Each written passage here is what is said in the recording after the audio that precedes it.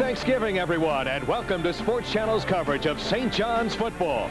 This morning, the Redmen finished their season against the Stony Brook Patriots. We're live from Redmen Field in Jamaica, New York. On Thanksgiving Day, these two football teams have a lot to be thankful for. Both have had very successful seasons up to date and hope to finish on a winning note. Well, hi, everybody. I'm Barry Landers on a cold, windy day, joined by Carl Reuter. And Carl, the Stony Brook Patriots, a club that has maybe surprised people. They've already won 6 games looking for their 7th win this year. And I think surprise is a good word, Barry. For those who have followed Stony Brook Patriot football over the 10 years since Sam Kornhauser has taken over the program, they know that Stony Brook has been a defensive-minded football team. Well, they're playing defense this year, are the Patriots, but they're also playing offense. Earlier this morning, I asked Coach Sam Kornhauser what has been the difference so far this year. We got this inside zone, outside zone game, and it's really helped our blocking. And of course, as you know, we have some pretty good talent on offense, a good quarterback, good running back, a couple of good receivers, and the offensive line has done a good job. So we've changed our philosophy a little bit offensively with throwing the ball and the line blocking, and the good players help. And one of the reasons is their quarterback. You see him, Tim Schroeder, as an underclassman, a junior, All-Freedom Conference. He is the All-Freedom Conference quarterback. He has set 2 school records so far, including completions, Barry, and he has a host of receivers. Doesn't target any one individual. He's got about 5 or 6 different guys to throw to. Should be very interesting when Stony Brook has the football. All right, Carl, and of course, 2 weeks ago, Iona blitzed St. John's pass defense, passing for more than 450 yards. Marty Lyons, a lot on the line here for the St. John's Redmen, the final game for a couple of great players. Exactly, Barry. It's a big day. It's Thanksgiving Day, and it's a big day for a lot of the seniors, namely Anthony Russo, the MAC Conference Offensive Player of the Year. Plus, he moved up to be the all-time leader in Division III for rushing. Bob Rickett, in his 16th season, going for victory number 100. And also, the Redmen, their history after today. Not their football program, just their nickname. A lot riding on this Thanksgiving afternoon. Well, it'll be hard to imagine the St. John's Club, Carl Reuter, Marty Lyons, not being called the Redmen perhaps next year. So we're set for football. It's Thanksgiving. It's cold, windy. We should have a hot football game, and we'll be back in just a moment.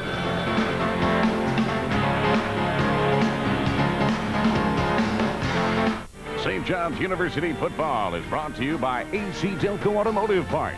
AC Delco, it's like buying time. By Leslie Supply, New York's authorized source for Canada office equipment. By Home Federal Savings Bank, they take the mystery out of banking. And by Premier Car Rental, Premier Service is no accident. I'm paid to buy the high-volume copiers. I don't want to have to worry about them. The corporate line from Canon. If our copiers are working, our people are working. High-volume copying systems so reliable you don't have to think about them. All I want to know is it keeps copying, sorting, stapling. End of story. The corporate line from Canon, the #1 copier company and the new power in high-volume copying. New York's authorized source for Canon office equipment, Leslie Copiers. For more information, call 1-800-LESLIE-9. Meet Premier Car Rental, the new service leader in the industry. Premier Car Rental is ready to serve you at 7:30 a.m. while most of our competitors are still sleeping. We offer compact to full-size cars and minivans and unlimited free mileage. Others boast they deliver your car. We deliver and pick up too. Free. Rent 93 and 94 models for as low as $21.99 per day. Call Premier Car Rental with 15 offices throughout Long Island and New Jersey. Premier service is no accident. The average Grand Prix lasts but a few hours, unless it's a Grand Prix started with a genuine Delco Freedom battery.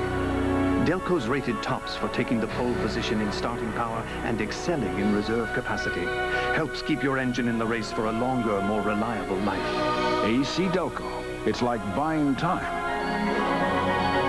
Now through December 4th, get started with up to $14 cash back on Delco Freedom batteries.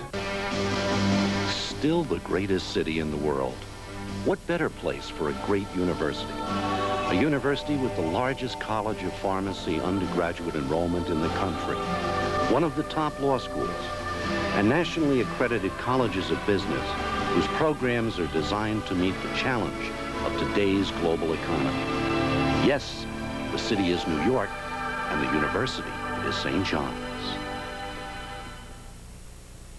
Sunjet International introduces daily service to St. Petersburg and Fort Lauderdale. We've got your ticket to the Sun for just $69. Call 1-800-4SUNJET.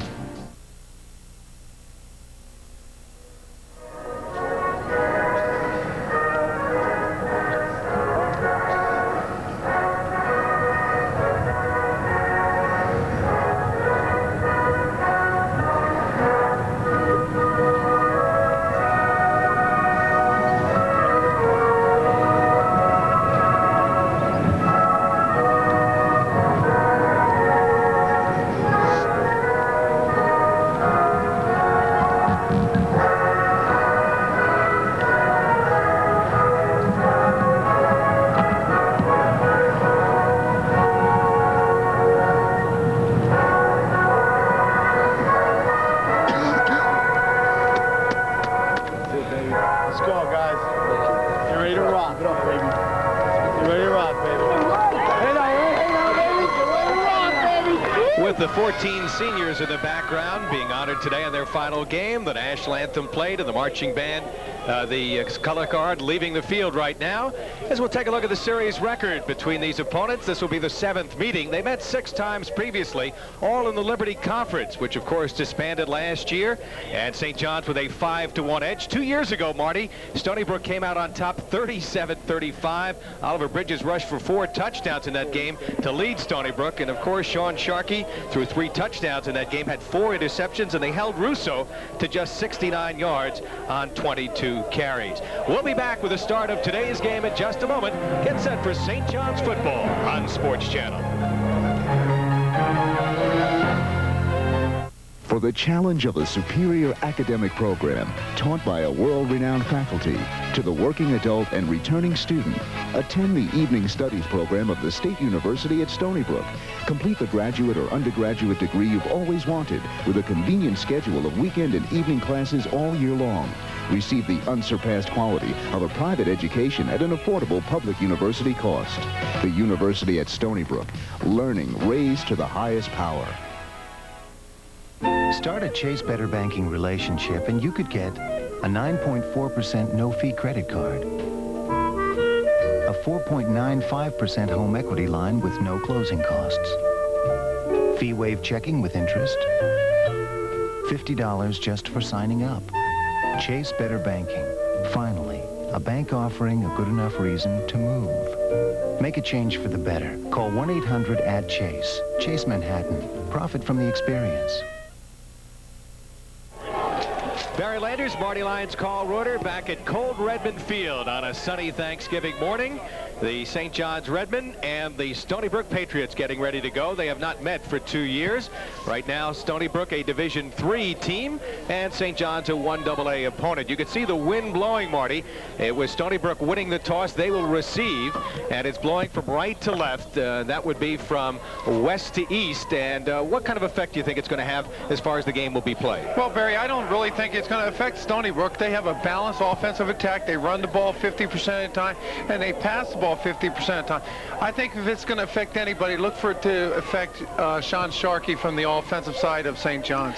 Well, you see the cold weather wear to protect on a day today. Pretty good crowd on hand here on the first ever Thanksgiving game for these two schools. They're calling it the Ski Bowl in honor of Dick Leskowski. As you see, Sam Kornhauser, the 10th year coach. Dick Leskowski was the former associate athletic director, was here for 19 years at St. John's, and this past year moved over to Stony Brook to take over as director of athletics there, and has been trying to move the program from a Division III level eventually to 1AA. And he's playing with a lot of young players right now, and has done an excellent job. Chris Herb and Jeff Morgan are the deep men ready to receive the kick. Herb near side.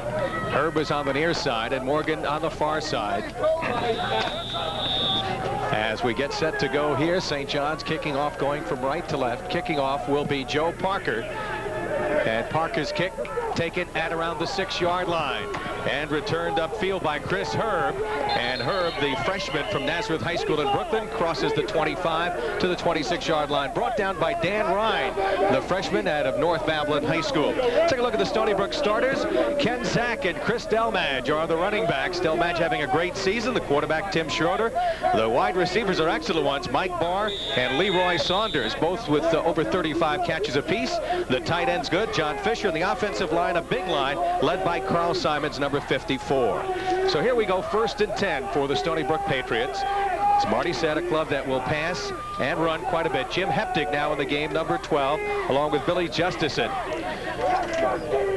Single setback. We'll see that quite a bit as they turn it outside. Delmatch bouncing across the 35 and driven out of bounds close to the first down by Kurt Ditzler coming up from the secondary. Tim Schroeder, the young man from Patchogue Medford, having an outstanding season. And he's got excellent running backs back there, and that's going to complement him all afternoon. Well, look at Schroeder there. His numbers excellent. Despite losing last week, he's had an excellent season so far. A young man who can throw the ball short, throw it long. He's broken several scoring records with the Stony Brook Patriots. And now they go with wide receivers. Jim Heptig to the left. Leroy Saunders lines up slot to the left. And now they shift. Single setback is Dalmage on 1st and 10 at the 37-yard line. A 10-yard pickup on that last play. Schroeder to throw the quick pass. It's deflected by Bruno and almost picked off by St. John's. Just missing it was John Anitra, the linebacker. Take a look at that defense. Al Bruno, Ray Lambright, Steve Dombrowski have been in there all the way, but Chris Carew moved from linebacker to defensive end to try to get some pass rush, something they didn't have last week against Iona. Walter DeForest having a great season as middle linebacker, and the secondary with all the freshmen back there. Ken Forte, Steve Diamikis, and Kurt Ditzler, 3 freshmen back there. So it's now 2nd down and 10. Barr and Saunders are the wide receivers to the left. Play action fake. Here's Schroeder rolling, looking downfield, and will throw. It's going to be complete to Mike Barr, close to the 1st down, as he is taken down by Mark Bernardini. Close to a 1st down. Well, the one thing they're going to do is they're going to take Schroeder all afternoon, Barry. They're going to roll him to the left, roll him to the right. There's a flag on the play. It's going to be pass interference on the Redmen. Well, that will give them an automatic 1st down right here. The officials working today are referee Alan Del Vento, umpire Nicholas Cucaris, the head linesman Robert Schuster, the line judge Al Ilaria, the back judge William Bale, the field judge Alan Russell, and the clock operator Norman Carter.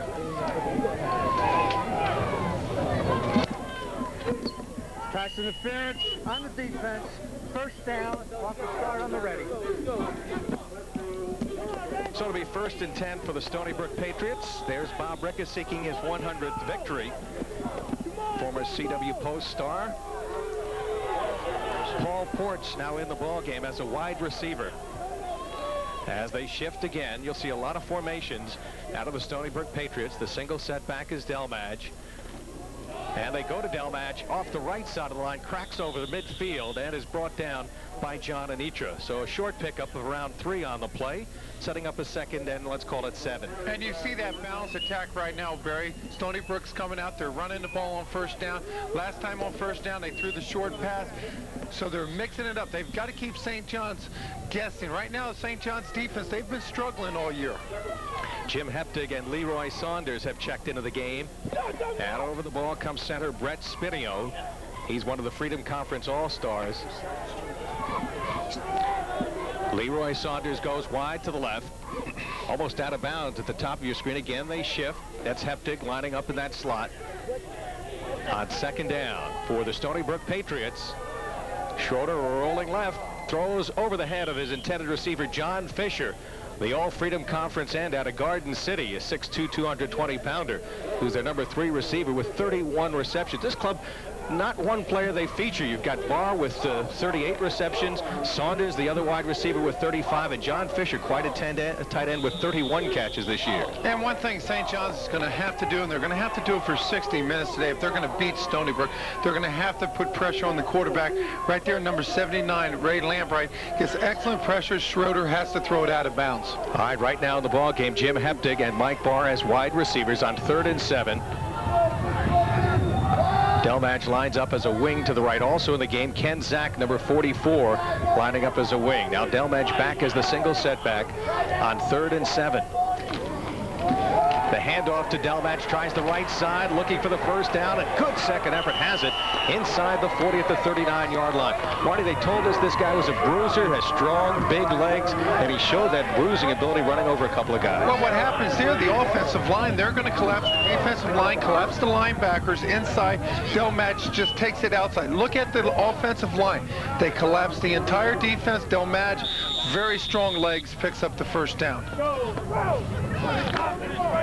All right, so it's 1st and 10 at the 39-yard line. Mike Barr has checked into the ball game with Paul Ports as wide receivers. And they'll go inside right now for Kenny Zach, the big fullback from Kings Park out of St. John the Baptist High School. And the 4'8" shifty, quick fullback picks up some short yardage. Stopped by John Anitra. Anitra, the sophomore out of Bayshore, and Ray Lambright combining on the hit. St. John's defense was burned for 550 yards last week against Iona. Iona passing the ball for over 400 yards. And the rushing defense not able to stop Iona. St. John's hoping to have a better effort today, and this is the final game of the season. So it's 2nd and 6 from the 35-yard line for quarterback Tim Schroeder, the junior. Handing off, and on the ground now is Billy Justice at number 35, who's checked in the lineup.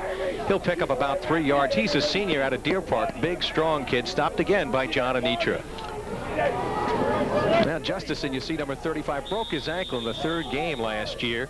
Had rushed for over 100 yards in each of the first 2 games. Lost his job to Chris Delmadge. Delmadge stepped in, and he's been a star ever since. Well, the one thing, too, St. John's defense, they have been struggling throughout the season. But one guy that's had a very consistent year, that's that middle linebacker, number 47, Walter DeForest. He leads the team in tackles.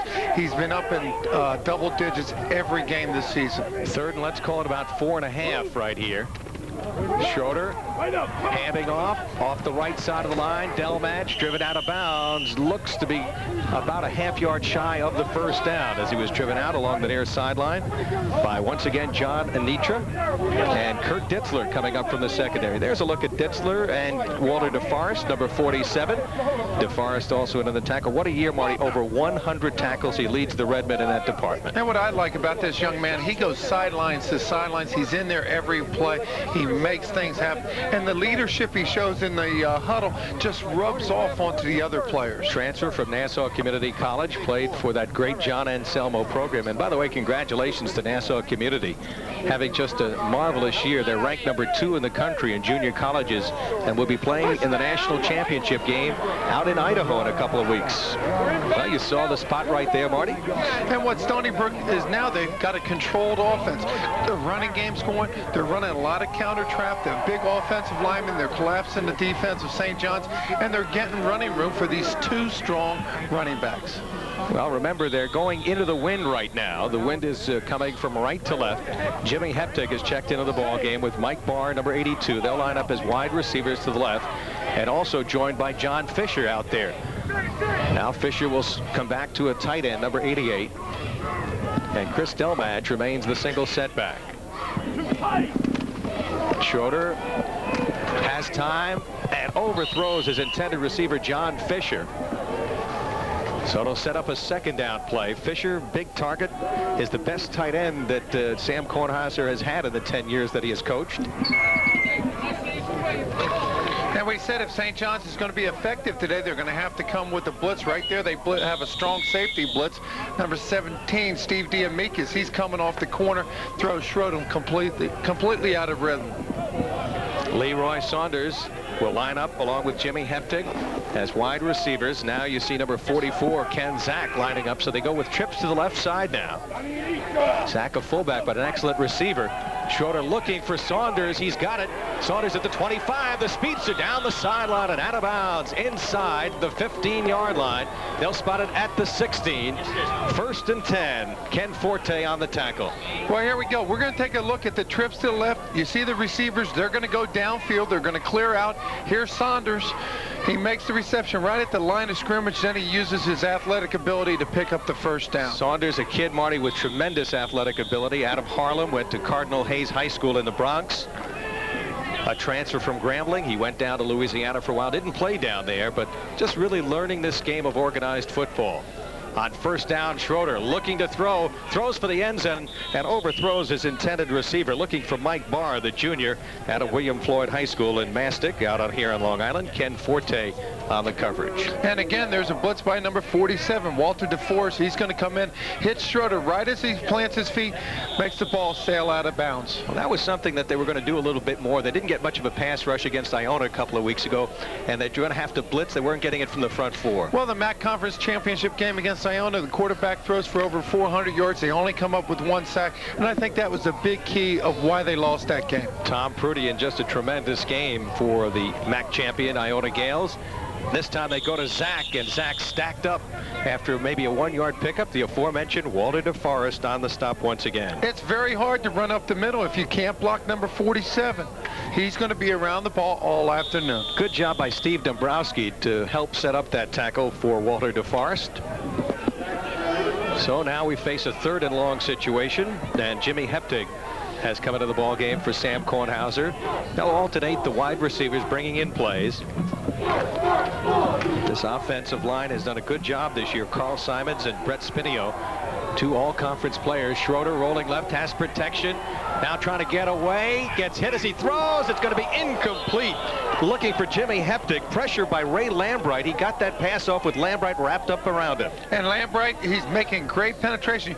This is a young man that was injured last year, came back with a great deal of confidence, and has really been an impact player the entire season. Watch number 79. He's going to continue to fight. He's getting double teamed up front. Comes back in, hits Schroeder right as he releases the ball. Brian Hughes, Marty, as we go back to the live action, who has kicked 9 of 13 field goals, will attempt a 32-yard field goal. The ball spotted at the 22-yard line. The holder is Jeff Heck, the punter. The ball down, the kick on the way, and Hughes' kick is up, and it is good. No good. It just drifted to the left. And the kick by Brian Hughes goes astray. So the drive by Stony Brook, which was an excellent, Marty. They used up a lot of clock. They used more than 5 minutes on the clock, 5 minutes and 27 seconds. Fails as Brian Hughes unable to kick into the wind and convert on the field goal attempt. A very strong win at that, Barry. It was a 14-play drive, consumed over 5 minutes, but as we look up at the scoreboard, no points. All right, so it'll be 1st and 10. We'll take a look at the starters for St. John's. Sean Sharkey, Anthony Russo, Art Costello in the backfield. The wide receivers, Tommy Gadis, Anthony Iadivio, and the tight end is Dan Parker. The offensive line led by Anthony Ferrara and Steve Campbell. And we're just about ready to go. 1st and 10 for the Redmen as they take over for the first time today. And a handoff going to the near sideline as they try Russo. Russo stopped by Joseph Lawrence and Richard McConaughey. It's a 4-man front, but look at quarterback Sean Sharkey. Very inconsistent year, but on any given day, he can do it. Well, you know, he's a fourth quarter quarterback, too, because remember we did the Georgetown game. He looked horrible for the first 3 quarters. Then he rallied his team from behind a 24-point deficit between him and Anthony Russo. They both came out heroes. You see, he's thrown for 17 touchdowns this year, but his percentage way off this year, only 43.7% completion. Now here we go. Sharkey handing off. This time Costello tries the right side of the line, and Costello stacked up. He rarely carries the football. That's only his 9th carry of the year. And Costello, the senior from St. Francis Prep, stopped by Billy DeWitt and Keith McInnes. The defensive front four, which has been very tough this year, good pass rushing unit, led by Keith McInnes, the freshman, and Julio Chineo. The linebacking crew, perhaps the strength of this team. Richard McConaughey, a 4-year starter, and the secondary has been steady, not outstanding, and they've done a pretty good job this year. 3rd and let's call it 8 for the Redmen of St. John's. No score early first quarter in this Thanksgiving Day game. Sharkey with time on the roll, complete upfield, and has the first down up and around the 40-yard line. Richard McConaughey and James Leach stopping John O'Leary, but not before the freshman picked up good yardage and a first down. Well, Sharkey right there, he's going to roll out to his left. He's going to find more time, and he's got John O'Leary. John O'Leary knows how far he has to go to pick up the first down. Goes 18 yards. Sharkey's right on target, picks up another big first down. We have an injured player down on the field right now, number 59, Richard Russo, the 5'10", 210-pound junior, having difficulty getting up. And we'll take another look at Sharkey's completion. Well, look how Sharkey is going to roll out to his left. Watch, he plants his feet. O'Leary, number 84, 18 yards down, picks up a big first down. Well, O'Leary, one of those kids that is coming on, just a freshman out of Sussex, New Jersey. And as the young man is being attended to, Richard Russo, a Staten Island youngster, always around the ball, one of the leading tacklers, has had 4 sacks this year. Say that again? You know, this Stony Brook team, Marty, as you look at them, they were undefeated until a couple of games ago. They were 6-0-1 and then dropped their last 2 games. Well, our next live telecast will be on December 11th as we move indoors to the Hardwood at Iona College. The Gales of Iona will be playing their arch rivals, the Fordham Rams. That's Saturday, December 11th, 1 p.m. on Sports Channel. It's just part of some great college basketball you'll see on Sports Channel this season, featuring Seton Hall, the MAC, and Fordham. And speaking of college basketball, the St. John's Redmen will open their home season here as the injured player walking off is Richard Russo, and looks like he's hobbling to the sideline there, so we get back to the live action. We'll tell you about St. John's basketball a little bit later, but right now, Sharkey with a 1st and 10 at the 40-yard line. Russo deep, now moving up. It looked like he's about 8 yards back. And he'll get the call here right up the middle, and not much. Trying to go up the middle against Julio Genoa and Joseph Lawrence. Stopped there by the tackles, and coming in on the play, Ryan Casey, number 74. Quick no huddle. We've seen this work effectively for St. John's at times this year.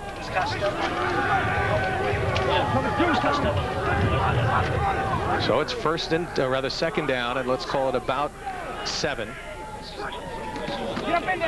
Russo again gets the call, breaks one tackle, drives forward close to midfield. It'll be close to the first down. James Leach, the inside linebacker, that 4-4 defense, made the stop. And Barry, as you look at Russo, he's 8 yards deep. That's giving that defensive line excellent opportunity to come across the line, get good penetration right there, number 74, Ryan Casey. He gets back, he hits Russo. He doesn't make the tackle, but at least he slows him up. So it's 3rd and 1 as Sharkey will roll right, gets a block from Russo. Sharkey faking, he'll carry for the first down and go out of bounds at around the 45-yard line. Anthony Russo gave him a good block that time, and James Leach, the other inside linebacker, ran him out. So Sharkey, who does a good job running the football, last time out against Iona had a good ball game running. Ran for some 57 yards, picks up the first down. He's better when he's out of the pocket, I think, when he runs and scrambles and throws on the run, Marty. I really think he's more effective when he makes that decision real quick and then he goes through with it. Right now, he's got this offensive line. They're clicking. He's got to get Anthony Russo, try to take him outside a little bit more. 1st and 10 for the Redmen at the 45-yard line. 6:49 to go. Scoreless first quarter. It's the Redmen against Stony Brook. Russo trying to turn it outside, dancing to the sideline. Nice move down the sideline, high steps it and goes out of bounds. A late flag on the play. It'll be against Stony Brook as he got the first down inside the 35 at around the 32-yard line. Pickup of around 13 or 14 yards on the play. And just as we called it, we said Anthony Russo has to get outside. Here he is. He's going to run to his left. The awareness to change the ball to the outside hand. Here he is. He's going to utilize the sideline. It's going to come as a late hit. He's clearly out of bounds right there. There's the late hit. And that was number 73, James Chiarello, providing the late hit, the junior from Chicago, Illinois. That really hurt Stony Brook because it'll move the football to the 16-yard line. It'll be 1st and 10 for St. John's in this scoreless first quarter. Each team has moved the ball effectively on their opening drive. Stony Brook missed on a 32-yard field goal. And now St. John's with a 1st and 10 at the 16-yard line. O'Leary and Iadivio line up wide to the right.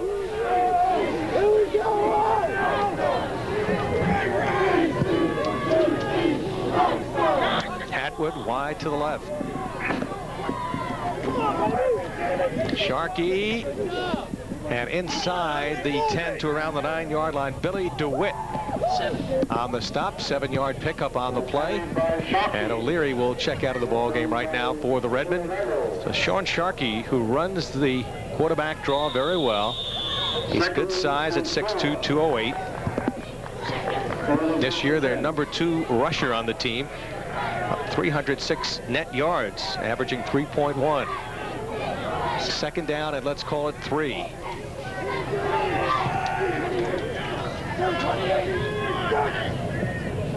Almost some movement on the line. Sharkey trying to dance outside. A late flag is dropped as he got to the 5-yard line.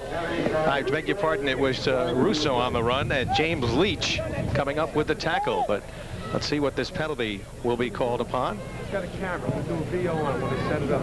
He's got a camera. Take a picture. St. John's. And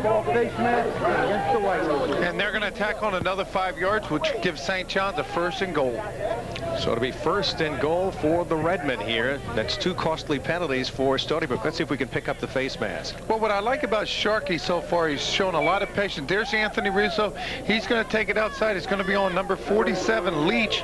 He's going to bring Anthony Russo down to the ground, but the face mask is going to be called. All right.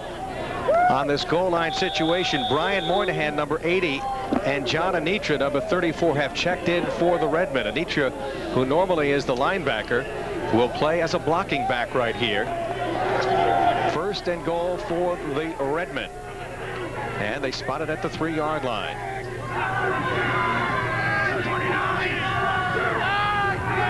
Sharkey barking out the signals. Russo off the left side. He's in for the touchdown.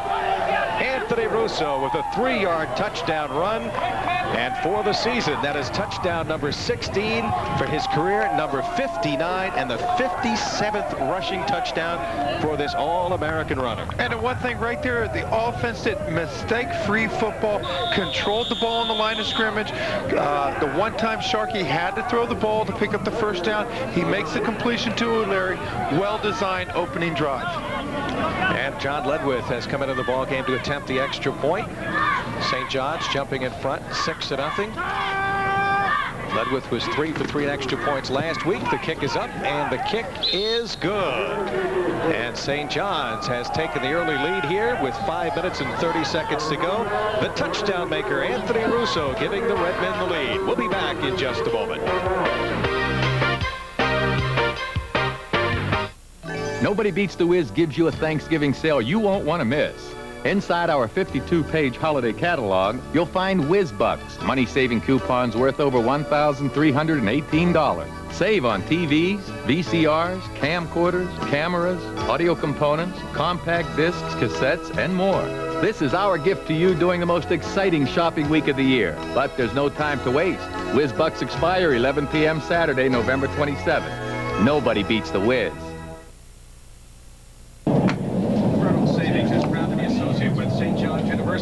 And for more than 50 years, Home Federal Savings has been lending money to New Yorkers and has grown to be one of the strongest banking institutions in the country. Whether you need a mortgage, home improvement, auto, or student loan, or money for any good reason, you'll find Home Federal's rates most competitive. Call Home Federal and they'll go over your game plan and come up with the right strategy. Home Federal is a member of FDIC, an equal housing lender. Call them at 1-800-LOAN-CENTER. That's 1-800-LOAN-CTR. Home Federal takes the mystery out of banking. And we'll take a look at number 21. That's why this guy is the MAC Offensive Player of the Year. That's why he's the leading rusher in Division III. Watch the determination. He gets hit, he gets stood up, leg drive, takes him in for a touchdown. Marty, just some of the awards won by Anthony Russo. We'll look at the play once again. But look at the determination. He's a very durable back. Watch how strong he runs now, and we'll compare that to late in the fourth quarter, and he's going to still be the same number 21. He plays with a lot of heart and soul. He knows that this is his last game here for St. John's, and he wants to go out as a winner. Now, Keith McInnes, number 89, had him wrapped up, and he drove him into the end zone. Anthony Russo, during this season, not only, as you mentioned, has been named MAC Conference Offensive Player of the Year, he's a District 1 Academic All-America and won a National Football Postseason Graduate Scholarship. The deep men, you see, ready to receive the kick. Chris Herb, who returned the last kick, and also back there was Jeff Morgan, number 24. This is Herb. He'll try to run it out. A lot of Redmen there. Could be a mistake. And they'll take him down inside the 10-yard line. Marty at around the 7-yard line. And that's the first thing you tell your deep people. If you don't clean the ball cleanly, catch the ball cleanly, down it. Right there, he muffs it. It goes into the end zone. Just take a touchback, take it out to the 20. Freshman mistake, perhaps, by Mr. Herb. Right here is a beautiful kick. It's up into the wind.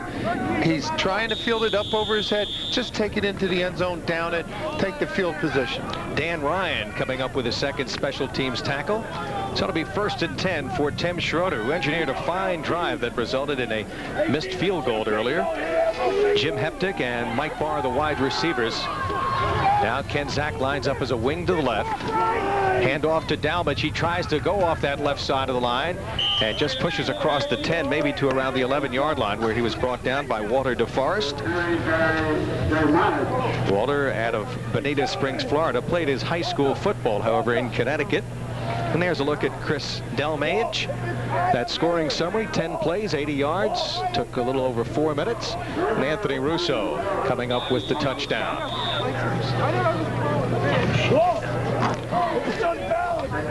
2nd down and 8 for the Stony Brook Patriots. Paul Ports now has reported in the ball game as a wide receiver. This is Dalmage again, and Dalmage will get to the 15-yard line, shy of the first down by a couple, as Walter DeForest again came in on the tackle along with John Anitra, the two linebackers combining. And Delmatch, 6'1", 220. Out of Floral Park. He's on the dean's list, that young man, a computer science major. And Sam Kornhauser can't say enough good things about him. And Delmatch, he's going to have a heck of a matchup all afternoon with DeForest. DeForest, number 47, he goes about 210. He's flowing from tackle to tackle, and then he goes all the way to the sideline. Great matchup all day. Third, let's call it about 2, as Delmatch remains the single setback. Under 4 minutes to go. DeForest looked like he was going to blitz there. There was some movement on the line. And let's see what the call will be, Marty. Well, the one thing you have to tell your offensive line, to be disciplined, the defense can move. Illegal procedure on the offense. Watch number 47, DeForest. He's going to fake the middle blitz. He's coming up. Watch number 70, the offensive guard. He moves. And that was George Haynes, the sophomore from nearby St. Francis Prep here in Queens. So that changes the situation. 3rd and 7. Could be a passing situation here with under 4 minutes to go. Mike Barr in the ballgame as a wide receiver. They look for the far side, floated out of bounds, intended for Leroy Saunders. And Stony Brook will be forced to punt here for the first time. Steve Diamikis on the pass coverage. And it's going to be the first punt. It's going up into a very strong wind. Should give St. John's excellent field position. Jeff Hack will be the punter. He's averaged 35 yards this year, standing in the end zone. And back to receive the kick, John O'Leary. He had a 35-yarder against Iona. This one dies in the wind, and St. John's will have tremendous field position. This kick only about 17 yards. It'll be 1st and 10 for the Redmen at around the 28-yard line. And with this type of field position, look for number 21, Anthony Russo, to control the ball right here. This should build a great deal of confidence in Sean Sharkey if they can get a second score this early in the game. Well, St. John's has not been an opening quarter team. They've scored only 39 points in the previous 10 games in the first quarter. They're a big second quarter team, but right now playing a solid first quarter. As Sharkey will throw, pumps, plenty of time, and throws short. O'Leary spins away from one tackler, still going, and driven down after a 7-yard pickup on the play. And this play looked like it was never going to develop. It looked like everybody was stuck to the field. Sharkey comes up, he takes the snap, nobody's moving. O'Leary goes out, nobody's covering him, and they pick up a good 6 yards. Saladino on the tackle, number 19. So it's 2nd down on the play. Again, Russo about 8 yards deep as the single setback. Here's the handoff to Russo on the draw, dances outside. He's at the 20, runs into a tackler as he ran into Sean Van Slyke, number 21, and Chad Hutchings finally wrapped him up, number 27. Well, the one thing that happens when you're 8 yards deep, the defensive line can come in. If you don't have the athletic ability that Anthony Russo has, you're going to get tackled for a 2 or 3 yard loss. Right there, he has to dance just to get outside. Watch the penetration by the defensive line. Right there, they're already 2 yards deep. Anthony Russo just getting to the line of scrimmage, but this is what makes this player stand above everybody else, the athletic ability to take it outside. Russo has rushed 7 times for 36 yards in this first quarter. A young man who came into the game today averaging over 141 yards per game, over 1,400 yards this year. His season high was 1,685 yards when he had 18 touchdowns a couple of years ago. And it will be a 1st down for the Redmen. And the one thing I like about Anthony Russo, remember when we did their games 3 years ago, he had the talent, but he was very immature. He used to get into the end zone. He used to dance, stick the ball in the player's face. He's really matured to a classy football player. No question about it. A young man who wants to be a teacher. He's a history major, has an excellent grade average of over 3.5, and will be going to postgraduate work. 1st and 10 at the 18-yard line. St. John's leading 7-0. Russo to the 15 and driven back as he ran into James Leach and Chad Hutchings. And he'll be driven back, but his forward progress will give him a 3-yard pickup. Let's go to Carl Reuter down on the field.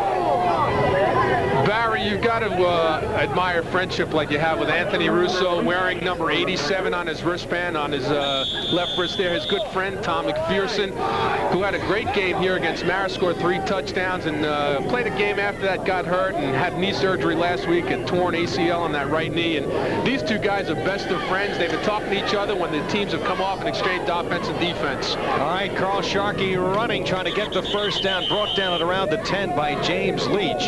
It'll be shy of the first down by a couple of yards. But again, Sean Sharkey spreading the field out with that ability to run outside. Well, what Sean Sharkey's doing is he's taking control of the game. He's not forcing any pass. We've seen it in the past. If it's not there, he tries to force in.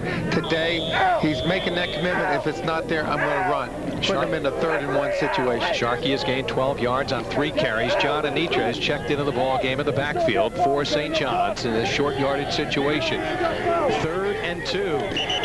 Movement in the line, and flags fly everywhere. As Russo was going to get the handoff. Dan Parker, number 81, might have been moving. The tight end for St. John's. And it will go against St. John's, the illegal procedure call by referee Alan Del Vento. And one thing we're starting to see with St. John's offense, that tendency. Full start on the red, 3rd down. When Russo is upside within 5 yards, he's taking the ball between the guards. When he's back at that depth of 8 yards or deeper, he goes outside. When they go to that short yardage situation, they bring in Ray Lambright, number 79, to work on the offensive line. And now he's out of the ball game as they go to the regular offense here. O'Leary and Gadison as wide receivers, along with Iadivio. On 3rd and 7. They blitz.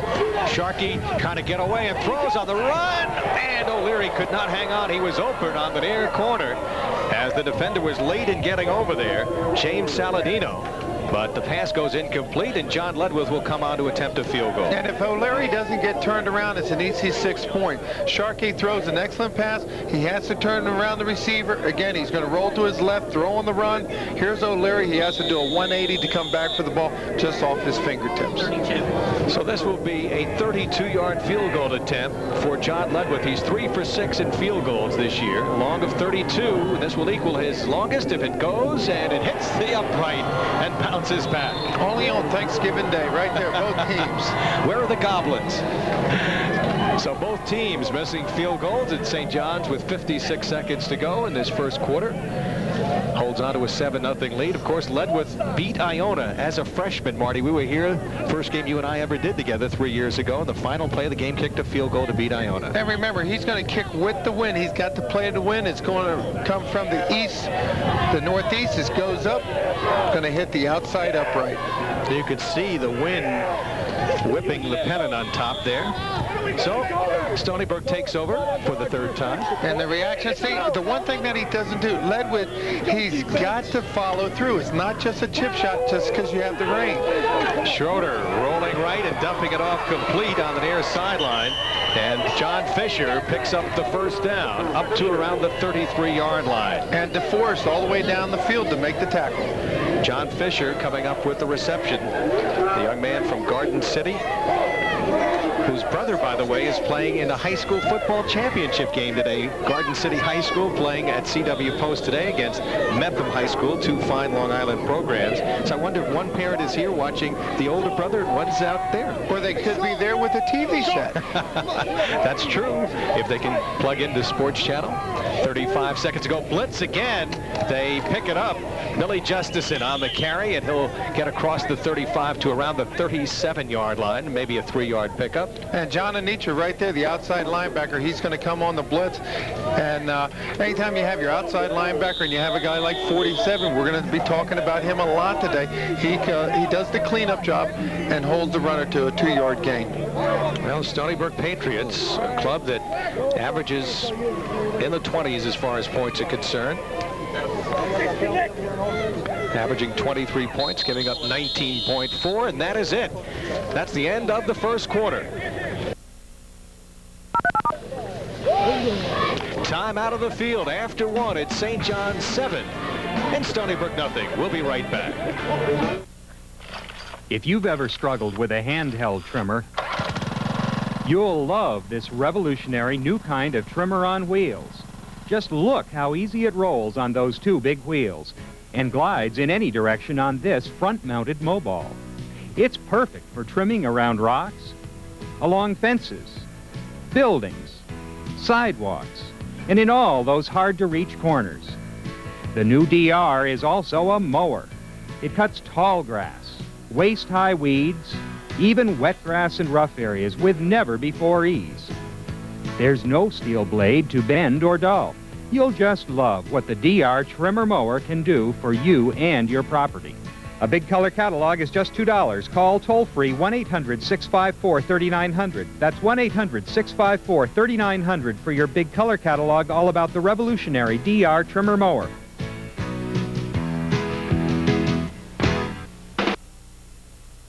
In December, get fired up as Seton Hall basketball tips off. The Devils and Islanders heat up the ice in 20 big matchups against defending champs Montreal, the Penguins, Flyers, Red Hot Toronto, and more. The Nets turn it up a notch in exclusive games against Dominique's Hawks, LJ's Hornets, Shaq's Magic, and Ewing's Knicks. Flashback to an unhittable Koufax and an unforgettable finish on baseball's greatest games. It's all coming your way in December on Sports Channel. And if St. John's is going to win and they're going to be productive, number 21, look for him to get more involved in the offense. Well, right now, Stony Brook will take over with the wind here on 2nd and 8 as we begin this second quarter. Against the wind, Schroeder was 3 for 9 for 36 yards in that first quarter. Delmadge is the single setback. Here's the handoff to Delmadge. Tries the right side. He's got some blocking there. And driven down as he crosses the 40 up to around the 43-yard line. Once again, Walter DeForest, who's been shadowing Delmadge all day, in on the tackle. Well, what they're doing is Stony Brook is running a counter trap. They're going to pull the offside guard and the offside tackle to get out in front of Delmadge, and he picks up close to a first down. All right, let's go down to the field. Here's Carl Reuter. Barry, I just asked Coach Bob Ricka why he wasn't wearing headsets. He said, well, our headsets are out, and they're working on them on the St. John's sideline. Supposed to be a gentlemanly thing that the other team then take their headsets off. Coach Ricka says that Stony Brook continues to use theirs, but as I look across the field, I don't see any Stony Brook coaches with the headsets on. Coach Bob Ricka has complained to the officials, but they're trying to work feverishly. Tough word to use, no pun intended, on a cold day on the St. John's sidelines to get those headsets working again. All right, there we see all the cable over there as they're trying to work to get the problem rectified. First down picked up by Chris Delmadge as Stony Brook with the win now, trailing 7-0. And it looks like they have a little bird's nest over there, Barry. Billy Justison on that last carry. Play action fake. Good one by Schroeder. Dumping it off complete to Fisher. Gets away from Diamikis. Still driving and picks up about 7 or 8 yards. Excellent work by the big tight end, John Fisher. A kid who can catch in traffic, a fierce competitor, coming up with his second reception of the day. And what freezes the linebacker? The play action. You've been running the ball. Little play action. Schroeder goes back. He's going to find Fisher wide open. Here's the play action that's going to freeze the linebacker. Great fake by Schroeder. Goes out. Here's Fisher. Great leg strength. Number 17, Steve Diamikis, could have made the tackle. Bounces off. 2nd and 2. 8-yard pickup for Fisher on that last play. Again, trips to the right formation with Zach, Saunders, and Barr, the wide receivers. And again, Schroeder rolling to the right, throwing for Saunders, incomplete. Diamikis providing the hit on the play, and that'll set up a second, make it a 3rd down and 2 play. And Saunders should have had that, but as he turned around, he saw number 17, Diamikis, about ready to pop him. His eyes got too big and missed the ball. What a job Steve Diamikis has done playing for Sal Ciampi, a great East Islip High School player. Doing a great job for Bob Ricka this year. One of the best freshmen that Bob Ricka's had in quite a while. 6'2", 202, and number 3 tackler out of the strong safety spot. 3rd and 2. 3rd and 2. And again, Schroeder will try to go to the air. He can possibly run it, and runs to the sideline and picks up enough for the first down as he went out at around the 41.5-yard line. And what we're seeing now is both quarterbacks are not going to force any passes. There's a strong wind out there. Use your athletic ability when nothing's open. Don't make a mistake. Run the ball, pick up a first down. Well, we mentioned Stony Brook was undefeated until a couple of games ago, and they lost to Plymouth State. They lost that one 26-9. Plymouth State, a traditional powerhouse in New England. Then last week turned it over 7 times in a game that they should have won, losing to University of Massachusetts at Lowell. Delmadge picking up short yardage inside the 40 to around the 37-yard line. So they continue to stay on the ground here. Early second quarter. Delmadge now has carried 9 times for 49 yards. His best game this year, 285 yards and 3 touchdowns against Gettysburg. And for his efforts that week, he was named ECAC Player of the Week in Division III. And Jeremy Walsh, number 65, just checking into the game, comes up with the tackle. 2nd and 6 for the Patriots, trying to tie up the ball game. Delmadge again has a blocker out there, uses that block and picks up the first down as he was running behind big Greg Gross, number 79, the 270-pound sophomore from Carl Place High School on Long Island. And again, Barry, it's the counter trap. Look, he takes the jab step. Here comes the offside guard, offside tackle. Big block on number 47 right there to avoid the tackle. The match goes close to a first down. Good job by Kurt Ditzler to hang on for dear life. Ditzler, much smaller player, 6 foot 175 pounds. So it's 1st and 10 at the 30-yard line. Good drive by Stony Brook. Delmadge again picks up short yardage to around the 27-yard line. You know, Marty, it is kind of interesting. Right now they do have the win, but they've been successful running the ball, and they keep it on the ground. Well, when your offensive line can collapse the corner, you have a running back that can turn the quarter, and you can pick up 5, 6 yards at a chunk. You've got to keep it on the ground, ball control. Their offensive line much bigger than the St. John's defense. Billy Justison, number 35, has checked in for Sam Kornhauser, who played at Brooklyn Tech and coached there. Flag on the play. Schroeder will throw for the end zone, and it'll be picked off by Bernardini at the 7-yard line. And that's a big mistake on Schroeder. He knows the penalty is going to be on the offense. It's going to be motion. Right there, it's a dead play. The whistle should have been blown. Schroeder throws it up. It's an interception. Not a good choice by the junior. He had 3 interceptions last week. That'll be the 13th he's thrown this year as St. John's declines the penalty and takes over 1st and 10 as Bernardini comes up with a 2nd interception. Motion against the offense. Hold two here is very crucial. That was prior to the interception. Interception is good. First down red. And the one thing you have to ask yourself, if it's a motion penalty, the play should have been called dead. Right there, you see the throw, ill-advised for Schroeder, an interception by Bernardini, but the play should have been blown dead. 18th interception by the St. John's defense, and the 35th turnover they have forced. They're plus 18 in takeaways. That is an outstanding figure. Russo off the left side just keeps plowing, trying to pick up extra yardage. Picks up about 4 of 5, getting to around the 13-yard line. Now, Russo keeping those legs going, Marty Lyons. He just never stops. And there's a tackle, 59, Russo on Russo. We'll take another look at that penalty. Watch number 35. He's going to go in motion too early. He's going toward the line of scrimmage. Right there, the official throws the flag. The play should have been called dead. Billy Justison, the guilty party, number 35, just a moment ago. 6-yard pickup. Let's call it 2nd and 4. Russo gets a block from Costello, runs into a brick wall as he ran into James Leach, the 225-pound sophomore inside linebacker, and is brought down after a short pickup. He's the number 1 tackler, Leach, with 87, and has done a great job stopping the run this year. Leach had 15 tackles last week in the loss against UMass Lowell. Well, we're seeing 2 of the finest linebackers out here on Long Island, and we're number 47. Both playing an outstanding game, both leading their team in tackles. 3rd and 1. 10.5 minutes to go. First half, St. John's with the ball leading 7-0.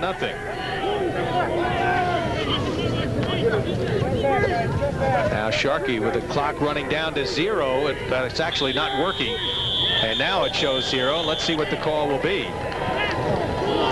Delay of game. Dead ball, too much time, delay game, delay offense. Well, crucial penalty right there, Barry. You're in a 3rd and 1 situation. You have a running back like Anthony Russo. You got to get the play off. Anthony Russo will pick up the 1 yard. Now it's 3rd and 6. St. John's has been a good 3rd down team all year. Bob Ricka's club close to 40% in 3rd down conversions.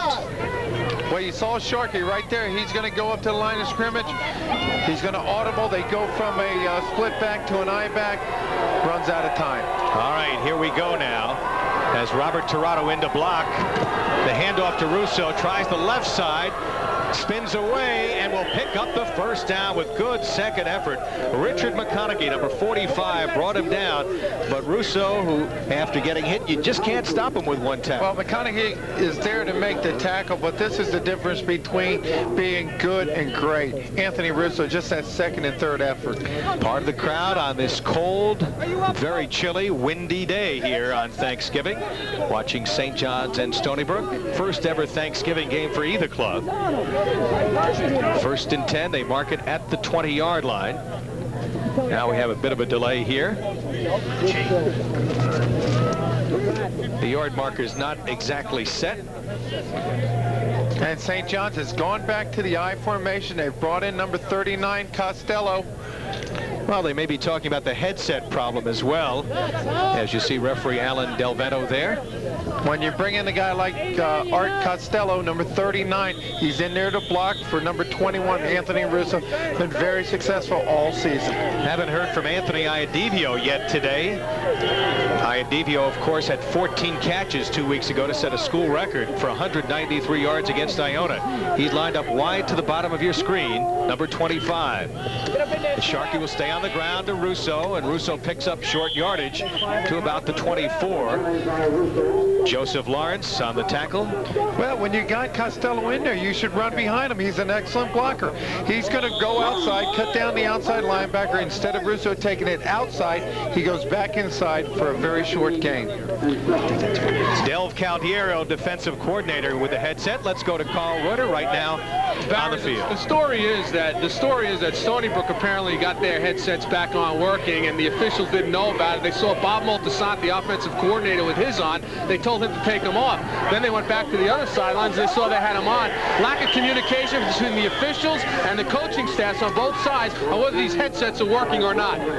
All right, Carl, good work. Charles Broadway trying to turn outside, but Chad Hutchings wouldn't let him go. The freshman, number 27 from Springville, New York. That'll set up a third down play. So Broadway, one of the seniors who has played behind and in the shadow of Anthony Russo, picks up very little yardage. He'll check out of the ball game. 3rd and 6. What do you look for here, Marty? Well, right here, I'd look for a little play action fake or a screen. Get the ball to Anthony Russo, but make sure you get it to him outside the tackles. Russo, the single setback, 3 wide receivers. Sharkey rolling right, got a good block that time. Will run to the near sideline and pick up the first down. So Sharkey got the block he needed as he sprinted to the right, and with his good athletic ability, able to pick up the first down. James Saldino, number 19, ran him to the sideline. And what you got to like is number 21, Anthony Russo, a very unselfish player. He goes in there, gets the block for Sharkey. Sharkey has the awareness to know how far he has to get for the first down and picks it up. Although Sharkey has not had a very good year, his interceptions have been down. He's only thrown 11 interceptions. His percentage not good, under 44%, but he has run the ball effectively. As Sharkey will hand off on a draw. Russo turning it outside, drives into the tackler, picks up about 5 yards as he ran into Sean Van Slyke along the near sideline. Well, one thing you know about number 21, he's going to give you 110% on every play. Right there, he takes on a big defensive lineman, bounces off him, goes for 7 yards. Here he is. It's a delayed draw. He's going to bounce off one there, and watch him take on Van Slyke right there. He just puts his shoulder down, picks up 7 big yards. James Chiarello has replaced Rich Russo as a linebacker now for Stony Brook, number 73, reporting in defensively. Back split on 2nd and 5 from the 40-yard line. Play action, Sharkey rolling left, he'll keep. And we'll pick up another first down, diving to the 46-yard line. Julio Janeo Jr., the Fireplug 5'10", 220-pound junior on the tackle, along with James Leach. And Sharkey now has carried 5 times for 27 yards. Well, the one thing you have to like about Sharkey, he's taking control of the game. Let's isolate on number 47, Leach. He goes in there. His first commitment is Anthony Russo. He's just a little late making the tackle. Sharkey picks up a first down. Good drive by St. John's. They're using the clock effectively. 7:40 to go, first half. They lead 7-0 on a 3-yard run by Anthony Russo. Showing blitz that time, trying to draw the St. John's offside. Russo taken down in the backfield for a loss by Julio Janeo. And the young man out of Comsoag High School, Port Jefferson Station, very quick off the ball. We saw that there, Marty. And Janeo, he gets into the backfield. That's what's going to happen when you have your tailback 8 yards deep. Watch Janeo. He's across the line 2 yards deep. Right there, Anthony Russo just getting the ball. Great defensive penetration. You don't often see Anthony Russo taken for a loss, but he lost one on that play. So it's 2nd and 11 from the 45-yard line for St. John's. They blitz an outside linebacker. Sharkey will get it off and throws incomplete. O'Leary, the intended receiver, as coming from the backside was Billy DeWitt. But Sharkey was able to get the ball off and overthrew his intended receiver. That's been a problem for Sharkey this year, Marty. Just not able to hit on a consistent basis, though, those receivers out in the flats or even deep. Well, it is true he has struggled this season, but it is also true come fourth quarter, he knows how to win. Well, the second quarter's been a big quarter for St. John's this year. They've outscored their opponents by 40 points, 95 to 55. 3rd and 11. And Sharkey, with plenty of open field, will try to run for the first down and pick it up. He will. Spun out of bounds at around the 35-yard line by Chad Hutchings. But all sorts of room on the left side of that field for Sean Sharkey as they spread the field to the right, Marty, and nobody within 10 yards of him. But what they're going to do is he's going to go back to pass. He sees that his offensive line has collapsed the entire defense to the middle of the field. He says, I'm not going to pass the ball. I'm going to scramble. He picks up 16 yards. And now 43 yards on 6 carries as he and Anthony Russo have been providing the offense on the ground today. Sharkey only 2 for 4 through the air. Russo 63.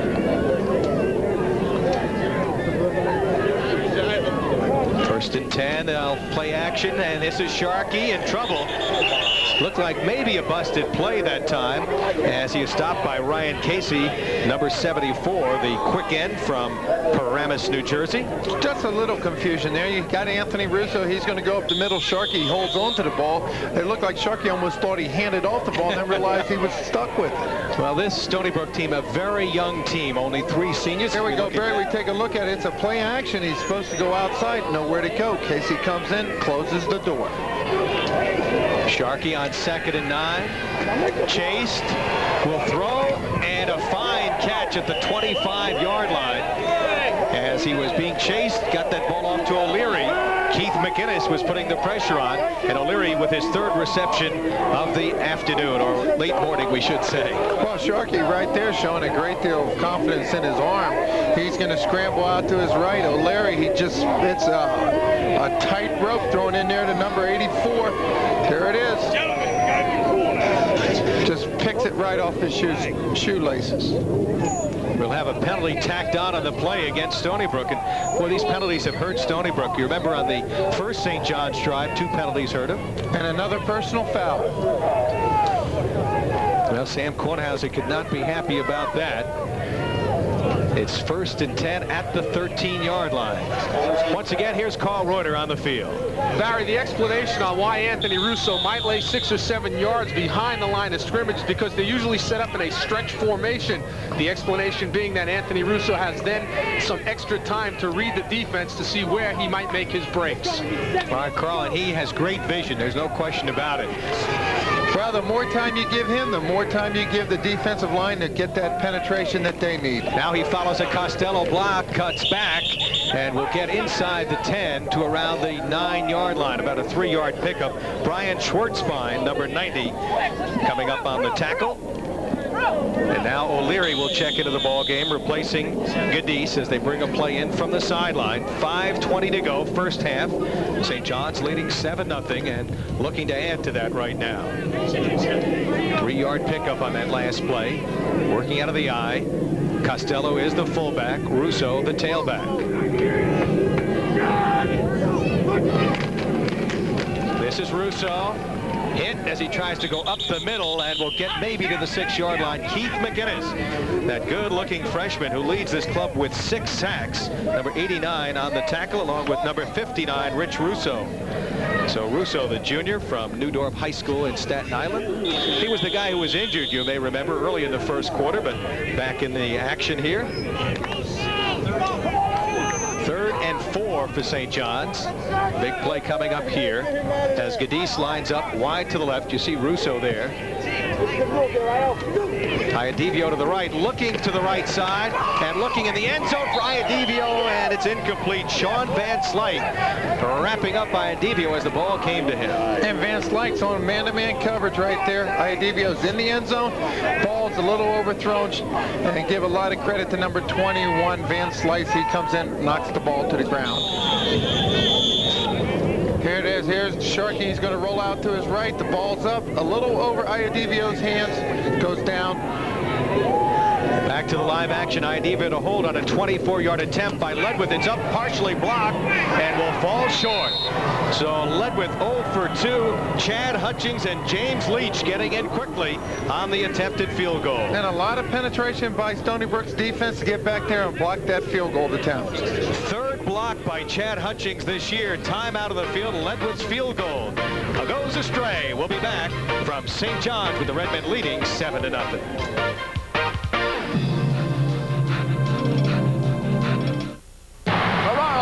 Bolick off right wing, he shoots, he scores!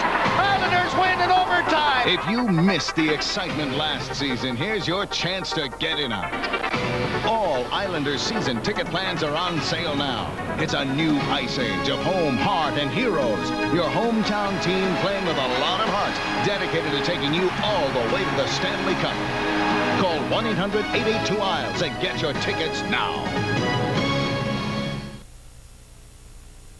Home Federal Savings is proud to be associated with St. John's University, and for more than 50 years, Home Federal Savings has been lending money to New Yorkers and has grown to be one of the strongest banking institutions in the country.